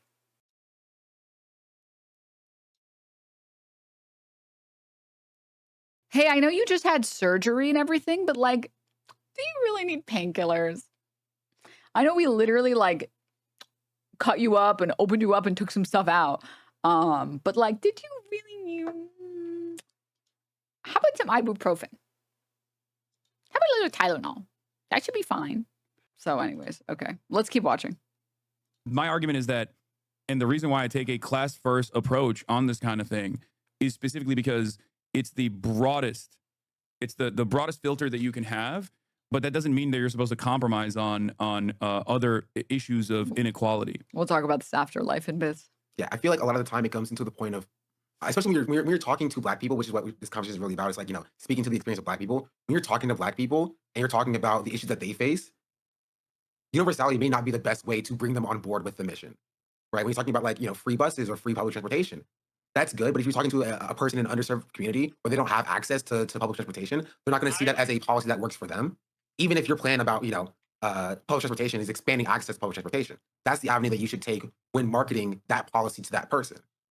I think you bring up a really good point. I think that on the national stage, like talking about universality is one thing, but I think it's also important to stress that there are plenty of underserved communities that don't even have the bare bones, like don't even have the basics, like a foundation to build on in terms of like any sort of Denims is expansive streaming. universality that you can focus Atlantic Tuna, thank you for the 5 gift subs. Thank you so much. on as well. Yeah, I mean, I agree. I think that's a good way to market it. It's a good way to talk about these policies in general. But I mean, I will say, I don't think people, when they say Medicare for all, they're not. That's actually a really good point that you made, unironically, because I always have been like, I don't understand why won't people listen to Bernie's message on Medicare for all? Like, that's going to help black people too. Like, as a matter of fact, it's going to help black people, a higher percentage of black people than it's going to help. Autonomic nervous system. When I was 16, my sleeping heart rate was 104, and my blood pressure was 160/90, and nobody believed that there was something wrong with me until I gained 100 pounds in 8 months. Now I deal with doctors saying that my issues are just because I'm fat. It's been 4 years, and I still have no answers for what happened to me.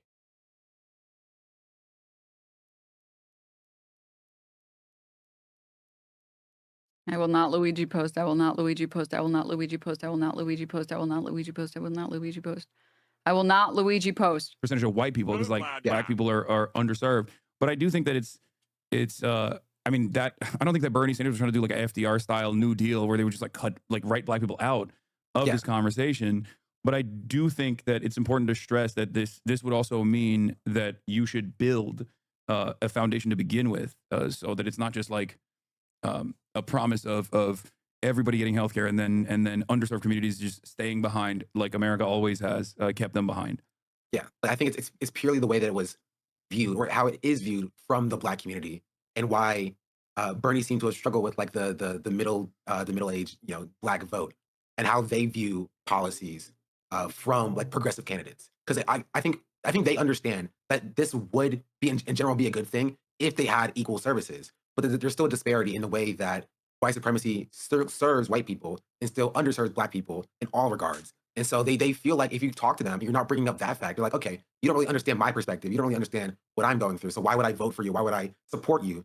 When it feels like you have your own plan for the white community and you just want us to come along for our vote. Even though Bernie Sanders would have helped everybody in this country. Like it's not a question. Yeah, also, it's just the way that it was viewed. Chatters, like Sean is not saying Sean is a Bernie bro. Like he's not saying that like Bernie Sanders is bad, right? I mean, maybe. Yeah. I don't think you are. To be fair, I couldn't be a Bernie bro. I couldn't vote for him in 2016 because I am pro Bernie Sanders. I like Bernie. I like what Bernie Sanders is doing. I'm not saying Bernie Sanders is bad. I'm saying that Bernie Sanders, or like it's not even about Bernie Sanders specifically. It's about like the white leftist movement, the progressive movement, and how it oftentimes messages to people based upon their experience. Someone in the chat said FD had an interesting point, saying the highlighting how these policies will help black people is a poison pill given how racist America is. But I think he has like a more a pessimistic approach on this issue. I mean, FD's older than I am, so he has like he does have a more like he has to tune into like the older, not calling him old, but like older black folks. So that he might be correct. For sure on that. But I'm speaking to what I've seen in my community as well. Yeah. I did think an interesting point that I did hear yesterday that it's not the biggest deal, so don't crucify me, chat. But it's about Zoran's African American. You're not banned yet? Question mark. My not banned? Where is it? Where is my not banned? Mom said it was my turn with my not banned. With the not banned.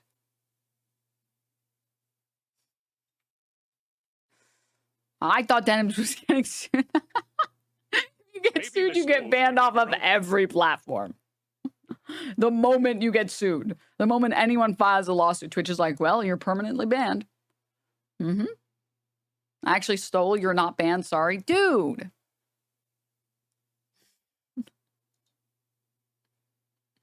Oh, hell yeah. Thanks for reading my comment. You're welcome, man. You're welcome. Because I want to preface it by saying I don't agree with like the let's take Zoran to town for his African American take or whatever. Yeah. But I do think when it comes to like messaging to black people, oftentimes white progressives will fall into this trap of trying to defend things that they don't need to defend. Because as you said yesterday, it's bait. And Yeah. oftentimes white leftists will take the bait to Yeah. try to defend it because they want to defend the honor of Zoran Yeah. instead of actually just maneuvering around it. So if a black person brings up to you, like, oh, he put African American on his college application or whatever, don't try to defend it in a way to be like, oh, technically he's African American. You know, Yeah. he's like, yo, he's No, born I he's born- agree. I agree. Yeah, That's why I said it's that's bait. Yeah. Yeah. I think the media is Which is exactly Let's what I just say said. Like, they're- this is they're not- Fox News doing the Barack Hussein Obama birth certificate again. It's just bait. That's it. It's just they have nothing to attack him on, so they have to be like, guys, he put this on his high school application. That's what he did.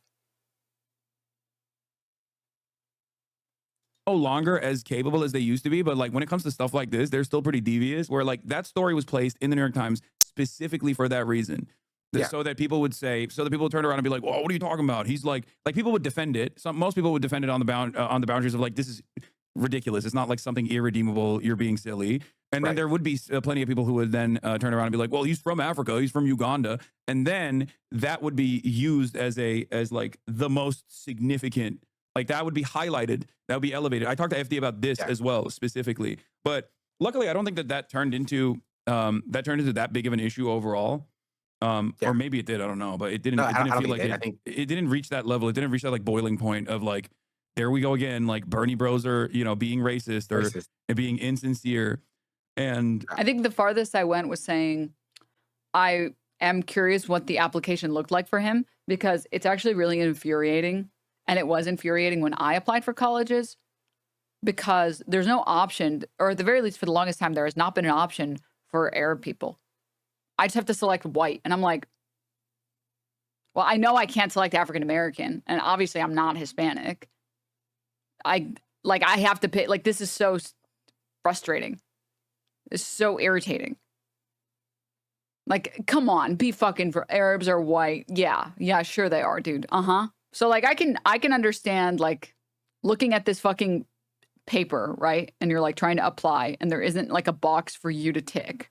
And you're like, does it even matter what I select? Does it literally even matter? It's not obvious that you are an Hispanic. That was me talking from my perspective, trying to figure out what to fill out. It's like, well, I obviously can't pick white. I obviously can't pick Hispanic. I'm not Hispanic. That wasn't me saying everyone else should know I'm obviously not Hispanic. That's stupid. I think part of the reason why it didn't work is because Zoran is actually inside of these communities. Like, Yeah. I mean, Bernie was old when he was running. I selected Also, I Italian. think the other reason Yeah. is because he's also brown. You know what I mean? Like That's it's not true. the same as being black, but like he is literally not like a white man. He is not like Bernie Sanders. You know? Yeah. So I think 100%. that also plays a role in this as well. But you're right. You're absolutely right. Being in these communities is a huge part of it. Yeah. Okay. But I mean, see, people are still doing it. Does African American not mean from Africa? He's mixed brown and black? No, he's not black. No, African American He's not black. means being a black American. He's Indian. It's a weird. It's not necessary to defend it. Like Yeah. when you go out of your way to be like, oh well, well, actually, technically, this is what it is. Like I think a lot of it comes from a parasocial nature as well, not just with Twitch streamers, but also with like the politicians. Like you'll see a lot with AOC, where like AOC has a lot of like political stands. So whenever AOC makes a bad decision, there are people who are attacking AOC and then defending AOC from like a parasocial like avenue. And so like I think people are doing that as well with Zoran Mamdani to be like, I need to defend him in every regard because every undue attack because that's my guy. And it's like it's frustrating because there's like it's a back and forth. Like it is a tightrope that leftists have to walk. Where when you have a good leftist candidate, you don't want to be, for lack of better words, the woke of the day and like ruin leftist chances at actual electoral change. Right? We want leftists in power. So you don't want, and this kind of like circles back to the conversation about Mike as well. We want to hold these people accountable without destroying them and giving ammunition and giving fire to the conservatives, right? We want to be able to make these criticisms in-house and see changes without destroying their chances at winning. Like what is actually effective for the movement, and then I'm going to do what's actually effective for the movement. Yeah. No, I try to reinstate that in this chat all the time, where I try to explain to people that it's not like these are not people that you should have a parasocial relationship with, that they're going to do good things and do bad things, and you should criticize them when they're doing bad things. I will say, I guess, like in terms of how the Democratic Party and like liberal institutions have been able to so perfectly capture the attention. I wouldn't even say like loyalty necessarily, but like more so the attention of the older Black community. I think like it's mostly turnout, right? Like that's what I've always assumed, that it's like church groups and community leaders that are directly aligned with the Democratic Party, or basically a part of the Democratic Party's like establishment turnout machine. Yeah, I think it's two things. One, first, I think it's actually identity politics, what people call identity politics. I think that is definitely a part of it, because Black people seem to be in the upper echelons of leadership in the Democratic Party. They identify with, you know, like the Jim Clyburns and people of that nature in the party. Yeah. I think that is part of it for older Black voters. Because my grandparents live in South Carolina, and they're not pro Jim Clyburn, but like they like seeing people that look like them in places. So I think that's a small part of it. I think the bigger part of it is about like safety and like security and falling back on the status quo, because Yeah. like, historically, you know, white supremacy has been so pervasive and damaging to the Black community. If it's the choice between, like, you know, the Democrats who suck but, you know, are kind of feckless, and the Republicans who make it worse, it's easier to fall back on like the status Yeah. quo and safety, as The opposed to devil like you flipping the know. coin. Yeah. As Yeah. opposed to like flipping the coin against, you know, maybe get something good with a progressive, or them losing and now we're stuck with something even worse. And My- it's incorrect messaging, but it's something that we have to message around, because that's the way they view a lot of you know, elections. Yeah.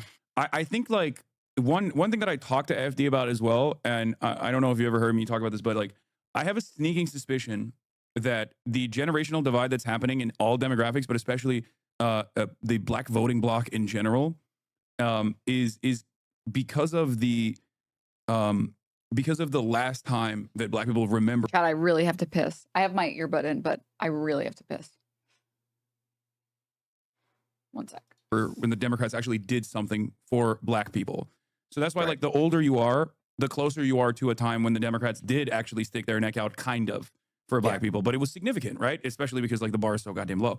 And I think the younger generation is, like, that's where there is definitely, like, almost a separation. But I don't know. Maybe I'm wrong about this. But I feel like the younger you get, the less you care about politics in general. And I mean that, like, even Gen X onward, like even with Black millennials, I feel like they either, if they're interested in politics, they either like someone like a Zoran style candidate. They might like AOC. Well, there's also Jasmine Crockett. I think like Jasmine Crockett does get a lot of play, unfortunately, even though I don't like her.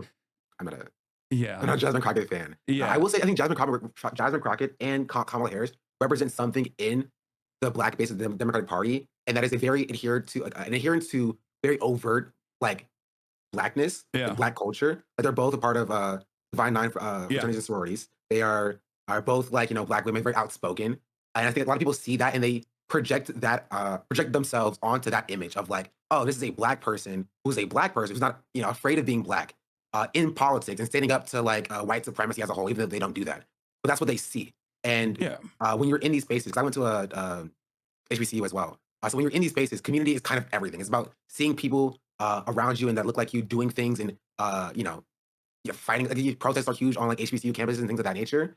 Like there was an encampment the one I went to last year, and so like it's very much about like being Black and Black being central to people's identities. And they see Jasmine Crockett as like, you know, yelling at Marjorie Taylor Greene, being like, "That's what I like. Yeah. I want more of that." It's like people who want Zoran because they want to fight her against Trump. Yeah. But it's that, but like from an optic perspective, because like Jasmine Crockett's not actually fighting against like the Republicans. But No, they see I definitely see that. Yeah, they see a Black woman doing that, and they're like, we need more of this. We need fighters. We need people who are unabashed and loud and talking back to the evils of the MAGA base. And I think this is also where identity politics comes in, because they see that from a Black woman and they adhere to that because they feel that inside of themselves. They see white supremacy bearing down on them, and they're like, Guys, it was a great piss. I just want you to know. But this is a good example, by the way, of like how this conversation, I think, became a lot about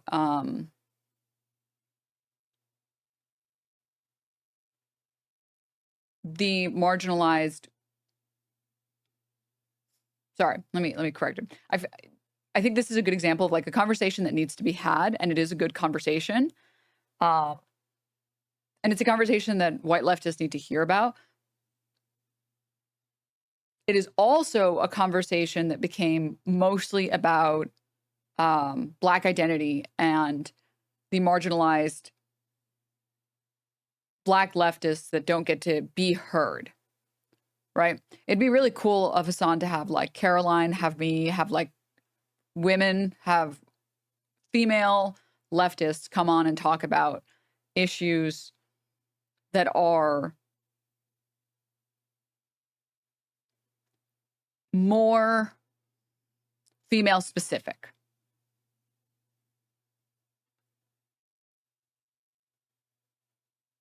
That would be really cool.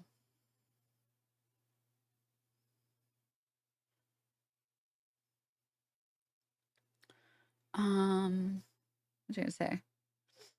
Philco, thank you for the prime. Thank you. I'm a POC. I watch a lot of the folks who are involved in this conversation. I don't understand how this conversation came to impact lefty content creators on the platform.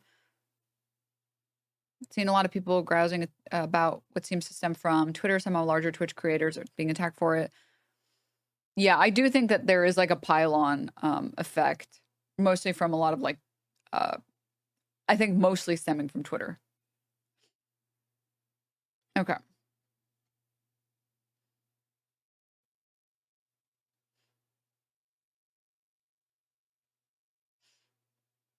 Okay. You know, if I was in this space, I would be doing what Jasmine Crockett's doing, and that is yelling at Margie Taylor Greene. And that's where we need to come in as leftists to be like, that's actually not effective. What you should be doing, if you actually hate these things, is you should be doing what Zoran Dani is doing, because that's what's actually effective. And we need to be capturing that anger and refocusing that anger around to like where people actually need to go. I agree with you. I'm just reading my favorite Gen X chatter, Demi Charm, getting mad. You know, I'm sure you've seen her name. I've yelled at her many times over the years. She's in my chat, yeah, as well. So. Jasmine Crockett is being herself. No one has to agree, but dismissing her is not cool to me. Look, I really respect Demi because, like, after years of me banning her and yelling at her over and over again, she's still in here. She has not. She still watches. She still disagrees with me every fucking day, especially the moment that I say anything Black issues related. But, you know, she's still in here, very resilient. This chatter. Yeah.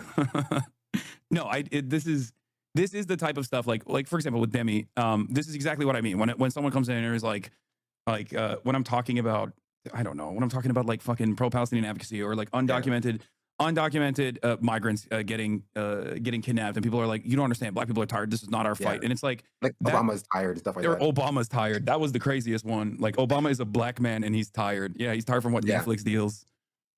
Yeah, I think in chat I've defended you on this before because I do agree with you. I've said it before myself. Like, I don't quarter any Black liberal who wants to check out of the movement because they've classified themselves as tired and they don't want to actually do the work. Because for me, it is foundational to the Black identity to be against oppression for all people. This is just how I view it. That's how I was taught by my parents. This is how I was taught growing up. This is what I saw when I was going to HBCU. Like, when oppression is happening, right? Black people are the people who understand. Like, we are supposed to get it, and you're not allowed to check out from the movement because you have thought that your fight is over. And this is where I understand people's but Black people's fight's not over either. That's the other thing. Yeah. It's just not over. Like, yeah, but like when people see Kamala Harris almost make it, because she's trying to run again, but when they see Kamala Harris almost make it to the presidency, or they see Obama being the president, they view that as the win and not like actual. Because I think again, the problem is the white progressive base is not offering solutions to the Black community. They're not saying, hey, we're gonna fix the issues that you are facing here. They want to fix issues in general, which I think is not a bad thing, but that's just what it is. And so they think like maybe maybe Obama will get it, maybe Kamala Harris will understand it, maybe Jasmine Crockett will get into the position and actually fix the issues that they're being faced with. And that's a lie. It's not true. But it's either you're not being spoken to at all, or somebody utilizes their identity to get into a position of power and do nothing with it, and then you're just kind of stuck here as a Black person without your issues being fixed by either regard. And it's a frustration. So that's why people will just take the win when it comes to like Kamala Harris or whatever. Also, I think that they're also just liberals and they're not done learning yet. For sure. There's definitely an ideological disagreement there, 100%. I think the most nefarious version of this was Obama, though, because like he actually did understand it 100%. Like, coming from his background, like, or who he associated himself with, leading up to his campaign, how he communicated on these issues during his campaign, and then just kind of casting all of that aside to continue the racial pecking order, to refuse to fix any of these problems. And on top of that, not just problems like within the Black community, but like problems in problems that he advocated against for all Americans that then created unimaginable resentment on top of the fact that he was a Black man and kept being called an African Muslim socialist. when he was none of those things, unfortunately. If he was like all three, he would have been great, I think. The Israel stuff would be packed up. And I do think this highlights some stuff that people in chat were talking about as well, where when you have non-white people at the front of a movement, you're more likely to get, what would be the appropriate term? You're more likely to get justice for all marginalized groups than if you didn't have a non-white person sort of leading the charge on that. But it doesn't necessarily mean that every single issue will be addressed, because there are still like blind spots. Like, I can't be the best person to champion for people who deal with chronic issues, chronic health issues, because I'm going to be blind to these issues. There are going to be things that I'm just not going to notice.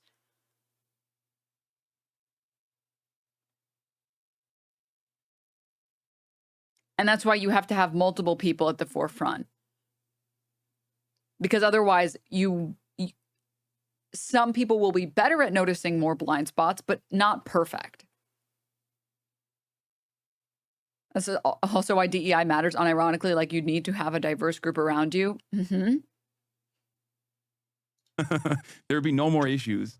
Yeah. Yeah. Okay. Well, I hope this was productive. I hope so. I hope I try to stop yelling. Yeah.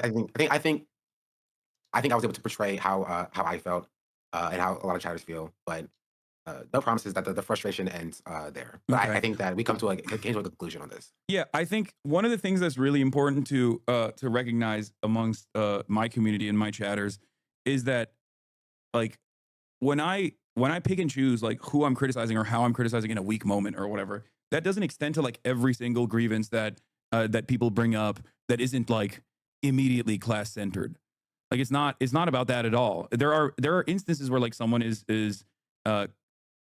coming into the chat specifically to like put forth a ridiculous claim to be like, you are anti-black. Like, when someone, and oftentimes I do this, like I banned a chatter named Afro Luffy earlier because he was like, you need to stop talking about black issues. And it's like, I get that frustration. I didn't ban him permanently. I gave him a week off. But like, that's a 48-month subscriber. Okay. That is a 48-month subscriber. That motherfucker knows better. Like, he's been in here when I've talked about black issues. He's just mad in that moment and he wants to chirp. And I don't think it's the same as like a valid critique. But once again, that doesn't mean that like my behavior is something that you guys should be doing all the time to other people, to other content creators whose community that you're going into. You know what I mean? Like, that's ridiculous. Especially because like, people don't know what your background is. People don't know if you're a black person or a white person at all in the chat. You're just anonymous, and you're anonymously, at the end of the day, you're anonymously yelling at a black leftist content creator who's also a part of this community as well. And I guess my point is, just don't. How do you know if the critique is valid if you reject it out of hand? Because saying don't speak on black issues to a political commentator that speaks on all issues is not valid critique. I do think that. I told my community this as well, because oftentimes they'll be like, oh, they will kind of come in into the chat and kind of pop off with like a snippet message without explaining their position. And so like it's very hard to, you know, to message don't speak on black issues as a valid critique, instead of being like, you know, I think you could benefit from having a black perspective when talking about insert X here. But it's also Twitch, so people like to, you know, be inflammatory on the platform. Yeah. All right. Well, yeah, but you never ask why they don't want you to, man. No, I do. And then they don't say anything. Anyway. All right. Well, thanks, Sean, for coming on. SeanDaBlack, everybody. Thanks for having me. Hopefully this was a productive discourse. I mean, I think it was productive. The chats he reads after this is telling with how the chat reacts. Oh, right. Really? I know. This platform has become significantly less habitable to people of all different kinds of backgrounds.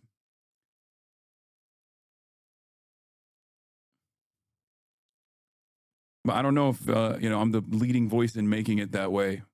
Maybe.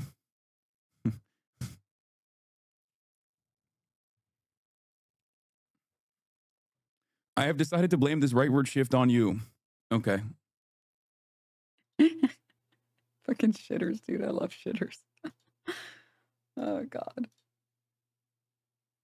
You might disagree, but I think Twitch is way better after you got big on it. It used to be so much worse. No, I'm not disagreeing with that. I recognize that.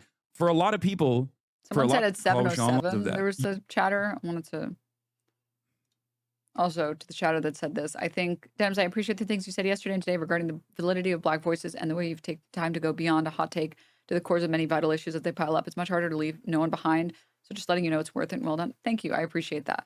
Because I really did not. I wanted to talk about this issue today, and I wanted to talk about how it's a little frustrating because I don't want to see women get sidelined for like any issues. Like that's really frustrating, but I don't want people, especially I don't want people in this community to feel like I don't care about Black issues, or I don't think that those are important, or I think that those are less important. I never want anyone to think that.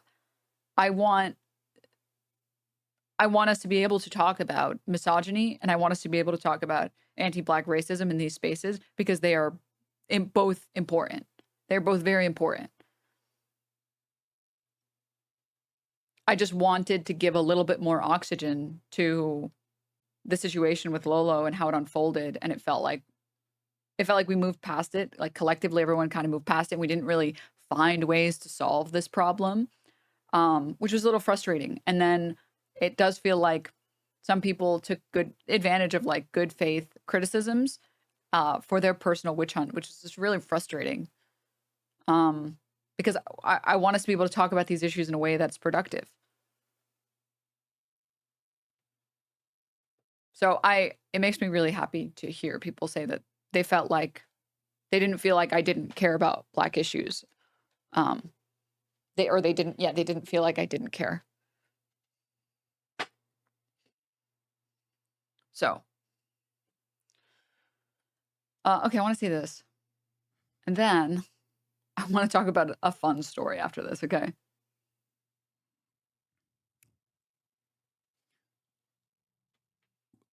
Issue a concern for me to understand what you are saying. And you're not doing that. You need to make a point. Not being charitable to us. Like, you can't just say, address me. Address your community. Y'all are fucking exhausting.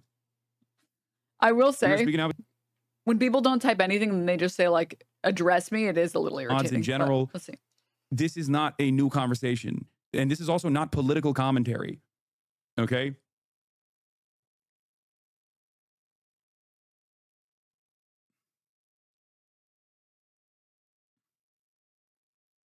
There are other content creators out there that can create a safer environment for you. This isn't like me centering my whiteness or anything like that. Okay? But if you think that there is, you know, a centering of whiteness here, and if you don't consider the commentary that I'm doing to be safe enough for you, it's okay. It's not a Discord server. There's a different goal here, okay? We are trying to achieve a different goal.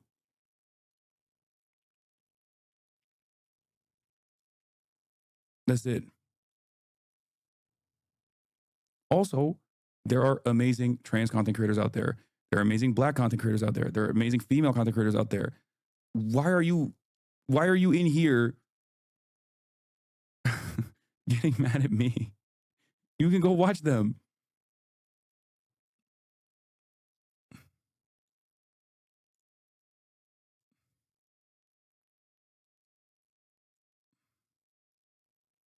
Anyway, I can't even continue. I can't even do the fucking Mr. Beast thing. I don't even know what it is.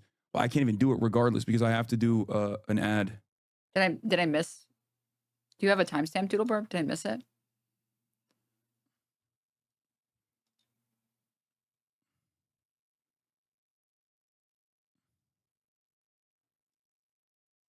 Oh, I missed it. Happy Fuck, Saturday, sorry. Fan DNM Heart. So they're making like, you know, very reasonable. And so all the shape it's taking currently is awful and is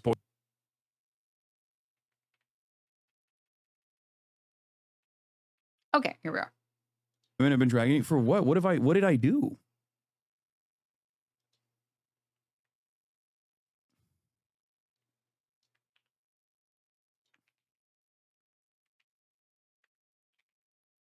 Does that increase hostility on the platform in your view require white male creators such as yourself to do continuous learning and moderation, or when white male creators have safer space? I can't listen. This is my I know I make fun of Hassan for eating food. I actually don't care that much about that. This is my biggest pet peeve. This is actually my only real pet peeve of Hassan. When he reads chat messages like this, it's like I can't hear anything. I can't hear anything. Does that increase the hostility on the platform in your view? Require white male creators such as yourself to do continuous learning and moderation, or when white male creators have safer spaces, does that mean charitability for that hostility over marginalized community members' concern? What is this in reference to specifically?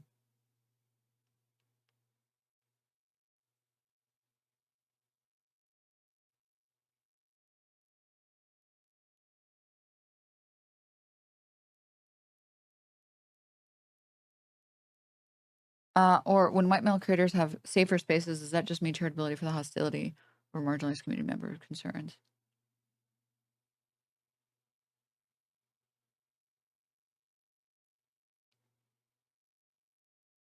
I'm trying to like place the second statement somewhere relevant in this conversation. Does that mean charitability to hostility over marginalized community members' concerns? I don't even know what kind of fucking policy I could enact in this situation. What? It's about his idea of welcoming and de-radicalizing right-wingers over welcoming marginalized groups.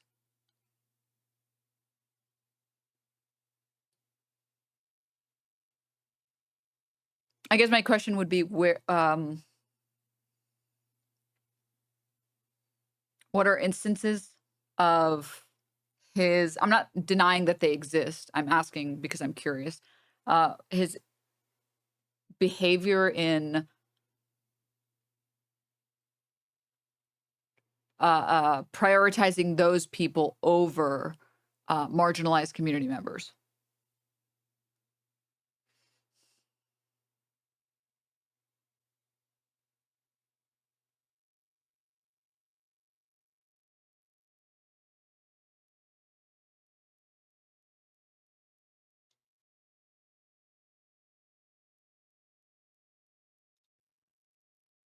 But there's an endless amount of hostility, and it's getting worse. And that reflects on every, like, this is. He mentioned that this platform is more hostile since November, and I asked the softball question in order to team up to knock it out of the park because I know he's capable of it. My policy on this is Twitter first. Once Twitter opened up the floodgates of hatred, that started changing discourse on all the other platforms as well, because they're interconnected. When that happens, and people are seeing the hateful messages more frequently, they become less interested in hearing that at all. They get an understandable hair trigger. That's number one. But like broader discourse shifts to the right. Okay? Overall. This doesn't mean that like I'm going to this has always been so difficult. Alongside the rest of Twitter. I'm not like, dropping the R word because it's like cool to say now or something. You know what I mean? That's not what I'm doing.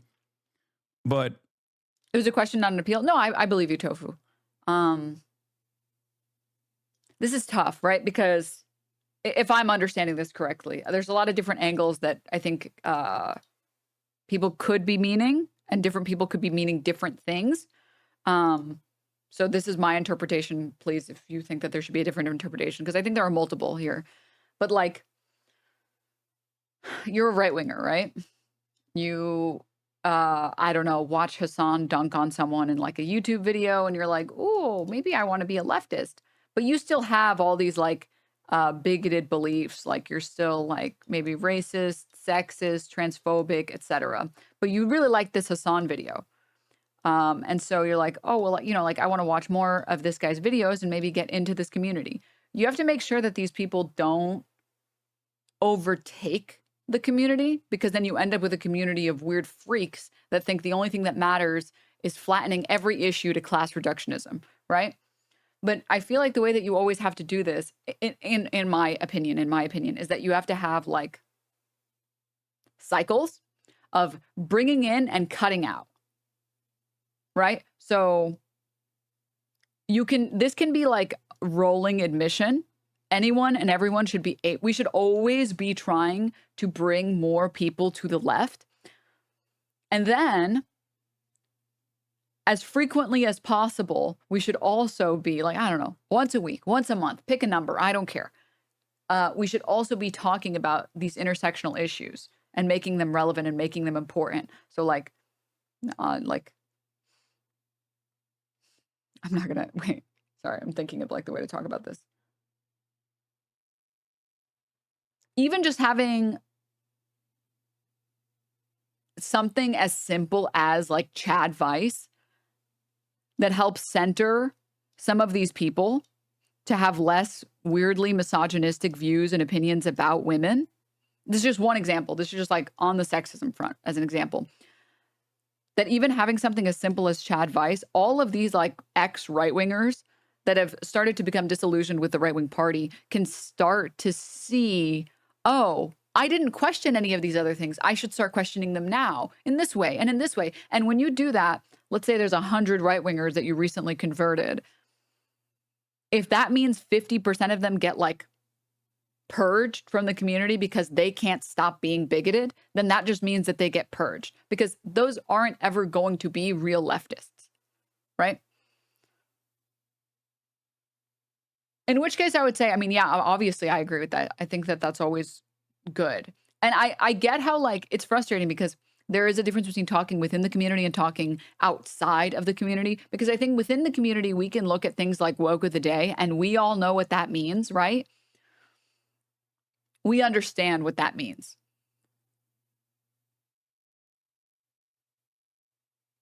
But there are like these right wingers don't. So they might see woke of the day and be like, oh, so true. Yeah.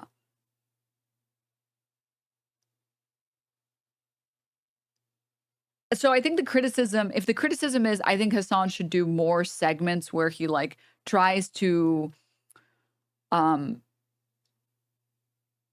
force people to address their biases. I mean, of course I agree. Of course, right? That's, who can disagree with that?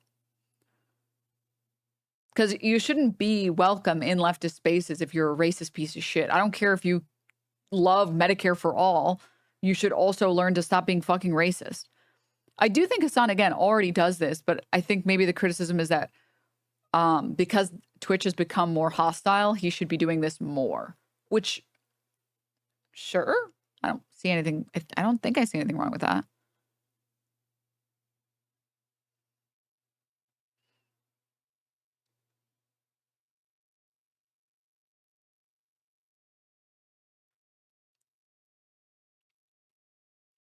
I know a big thing is not necessarily doing more of it. It's doing less apologia.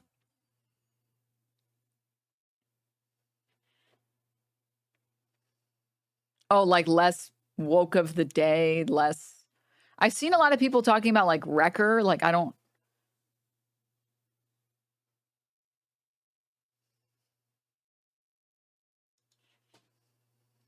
I don't know what people mean when they are saying this. Just like what? That there are people that are accusing others of being wreckers? Is that what the statement is?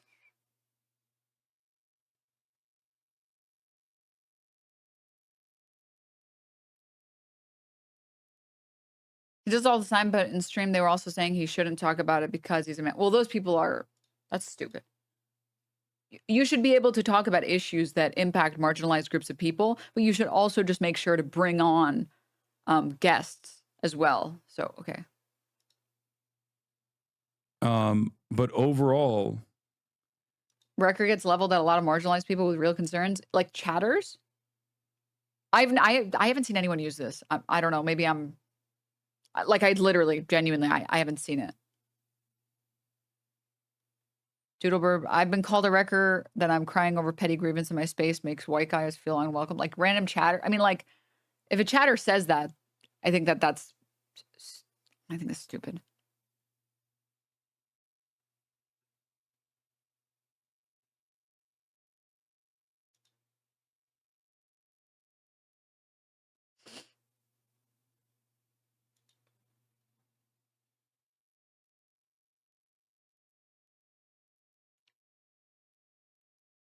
I think I have seen like I have seen people say that like talking about the issues makes white people feel unwelcome. And that's I don't even know what to say about that. Like that's you're gone, people. You are gone. You are gone if you think that. People are calling SeanDaBlack racist and a liberal. Wait, what? Who? What?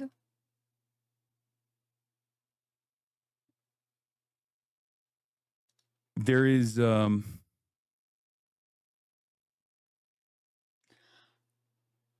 lumping you with Lolo rules, saying that leftist men are unsafe and that you fantasize about grape. What?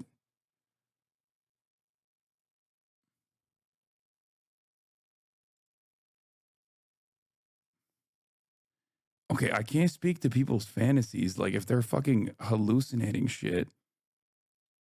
If they're hallucinating things that I don't believe, I don't know what to tell you. Like that person is just out of their fucking mind. It's always fun when people start treating a Twitch streamer community like a splinter Discord, a 30, 40K streamer treating their community like a 50-person Discord. This kind of discourse is poison to a larger audience. You would have 2K viewers max if you bent to these people's desires. There should be a place to spread propaganda, not a replacement for personal relationships or friendships. I know that is why I say what I say about like how I choose to moderate this community. This conversation that we had, or at least like the place it's turning into, the shape it's taking currently is awful and is poisonous for fucking normies in general. But make no mistake, I'm going to be playing some video games in a second. So all of the fucking annoying people who are just in here to have their voices be heard, as though they're making like, very reasonable, very reasonable suggestions, are. What is this? Go to take Hasanabi's part of the white male ecosystem, but left flavored. So he has to still cater to the dirtbag left and edgy Ohioans and his audience. No, I'm not catering to a specific flavor of leftism. This is just who I am. I can't read that. It's so small.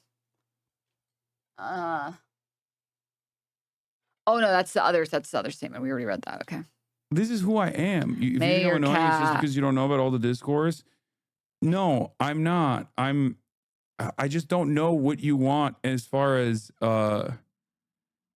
what you want as far as like more moderation. If you think that there isn't enough moderation in this community, if you think that, like, I'll say it like this: if Lolo was doing shit that he was apparently doing in private fucking DMs, a guy called me manic because I called out Lolo before Hassan did. That's crazy. That's actually crazy. Oh, the mayor cat.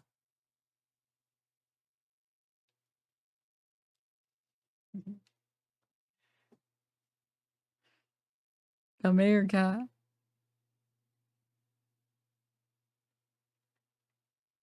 Sorry, wait, I want him to do it on camera.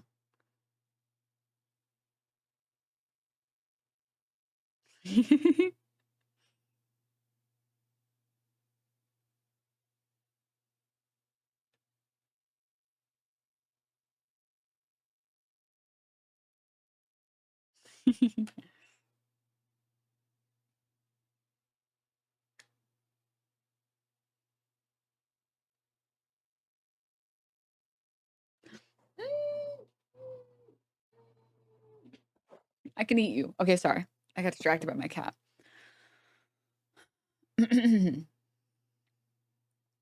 Okay.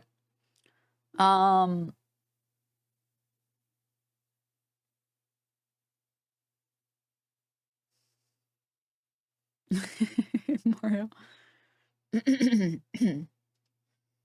Chatter says, random white guy here, but been trying to branch out of my bubble. I don't understand why people demand so much random shit of streamers. Like, if I have ever had anything to add to a conversation, I'll shoot my shot, but half the time I'm just vibing and learning.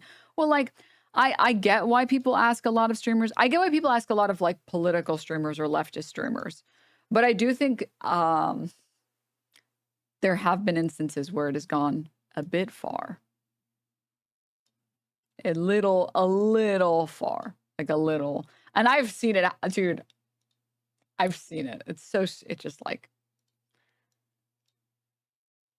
I remember seeing people being like, I can't believe Hassan didn't try hard enough to get Kamala elected. It's because he wants the genocide in Gaza to get worse. It's like, what the fuck are we talking? Like, we have lost the plot, dude. You've totally lost the plot. What is going on? Oh my God. Holy liberal. Yeah, I know. I think also people are being very black and white about all this. Yeah. People have also been doing the record shit a lot to Tofu and Sean just for having to have this convo. I mean, I think as long as the people that are trying to have the conversation aren't calling for like immediate and permanent cancellation, I don't think that that's wrecker behavior, right? I think as long as the conversation is being had in a way that tries to improve the spaces and improve the people in the spaces, that just feels like calling out leftists, right? Because like I'm trying to think of like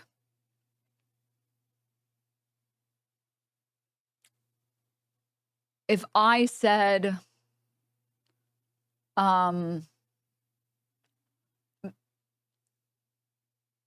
many moons ago when I said or used, I don't even know if you're allowed to say it, this many moons ago, and I did not know that this was like an offensive term. I thought this was the same as like calling someone a troglodyte, and I was not aware that it is very much so offensive and outdated. Again, this is many years ago. I would be very frustrated if people were immediately like, yeah, that's it. You're a piece of shit. You're a racist piece of shit. Fuck you. Nobody should watch you. Nobody should watch these racist pieces of shit. It's like, I didn't even know. Like, what? Do I not get an opportunity first to try and amend it, to try and apologize, to try and correct my mistakes and to learn and grow from my mistakes? And be like, I'm so sorry. I didn't know that that was an offensive term. I apologize. I thought that that was the same as like troglodyte. My apologies. I will not use that word. I didn't even know it was an offensive term. And I think a lot of other people didn't know as well. But it's like, oh, okay, got it. I will make sure not to use it anymore, and I'll make sure to monitor and like moderate that in chat. I just looked at the screen to see what you were talking about. Yeah. And so like, I wasn't aware either. I mean, yeah, like you're not a bad person for not being aware of every single like type of bigotry or every form of bigotry or whether or not something is like a dog whistle or not, right? There are just some things that are out of your purview that you don't find out until you do find out. And I think that like, as long as we are actively trying to improve the spaces and as long as we're trying to improve the creators in the spaces and the voices in the spaces, and we're trying to get everyone to learn and improve and be better, and that people take accountability and they say, I'm sorry, you know, like I didn't mean, like I did not know that that's how that was said. I apologize, blah, blah, blah.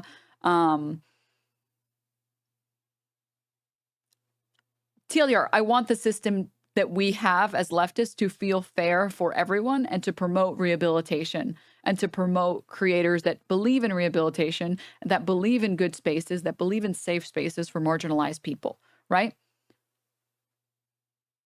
And I think it's worth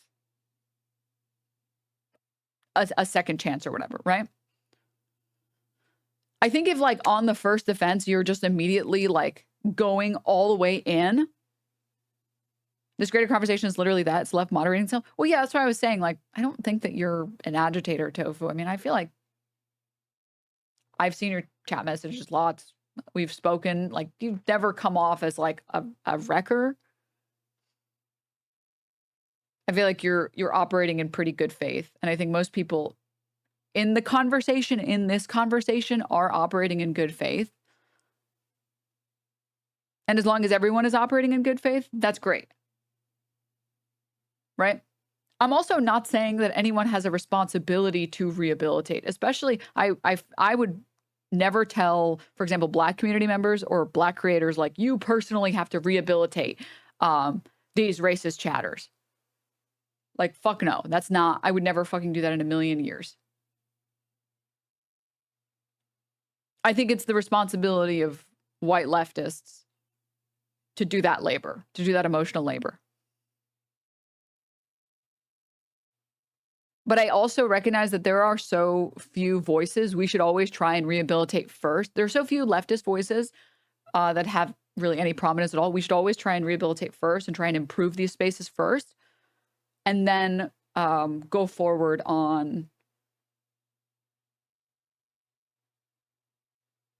escalating if there are no changes made, right? Improve, not destroy. Yeah, and like, isn't it the best case scenario that like we have spaces that we can call leftist spaces that we can call our own? And when we ask for changes, we see those changes? Because that's the universe I want to live in, where I find out that like a streamer I like, they fuck up, they say something they don't mean, they misspeak, they say some shit that isn't okay, right? And then they change and they improve and they make the space better. Versus just constantly changing people out every single time a creator I don't like says something, or like a creator I like says something I don't like. So yeah, I think my problem is that like, not my problem. An issue that I'm having with the discourse is that like on the back end, I have seen bad faith actors.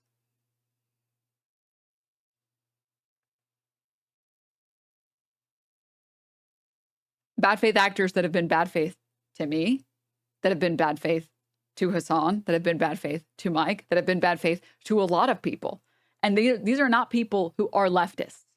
These are not people who aspire to be true leftists. I mean, again, think of like Lolo, like someone who even Caroline is getting on and being like, dude, he's like literally lying about me. And there are people that I have seen that are not leftists, that are pretending to care about these issues to sow division because they are not good faith actors.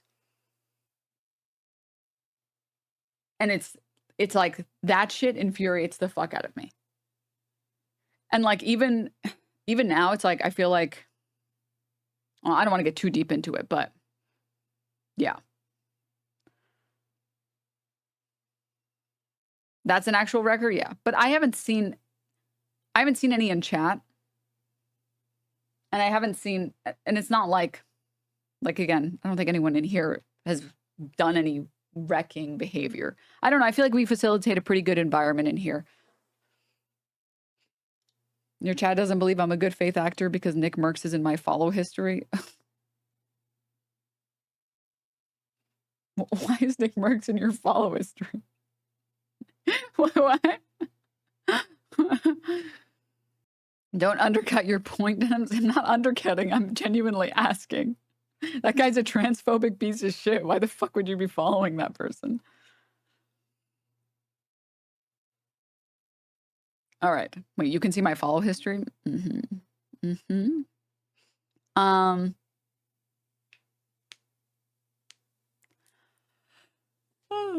Okay. All right. Well, I had the other stuff that I wanted to get to, but this was an important stream, so I wanted to talk about this. I really wanted to talk about this issue, and I really wanted to talk about like leftist spaces and how I feel like we've sort of missed the forest for the trees a little bit in a way that's a little frustrating. But yeah, I think that's a good wrap up for this conversation. I appreciate all of you for being here. Thank you for all of the input in this conversation. I really appreciate it. I will see all of you guys tomorrow. Have a great rest of your day. Tell your homies you love them. And yeah, stay hydrated. And I'll see all of you guys soon.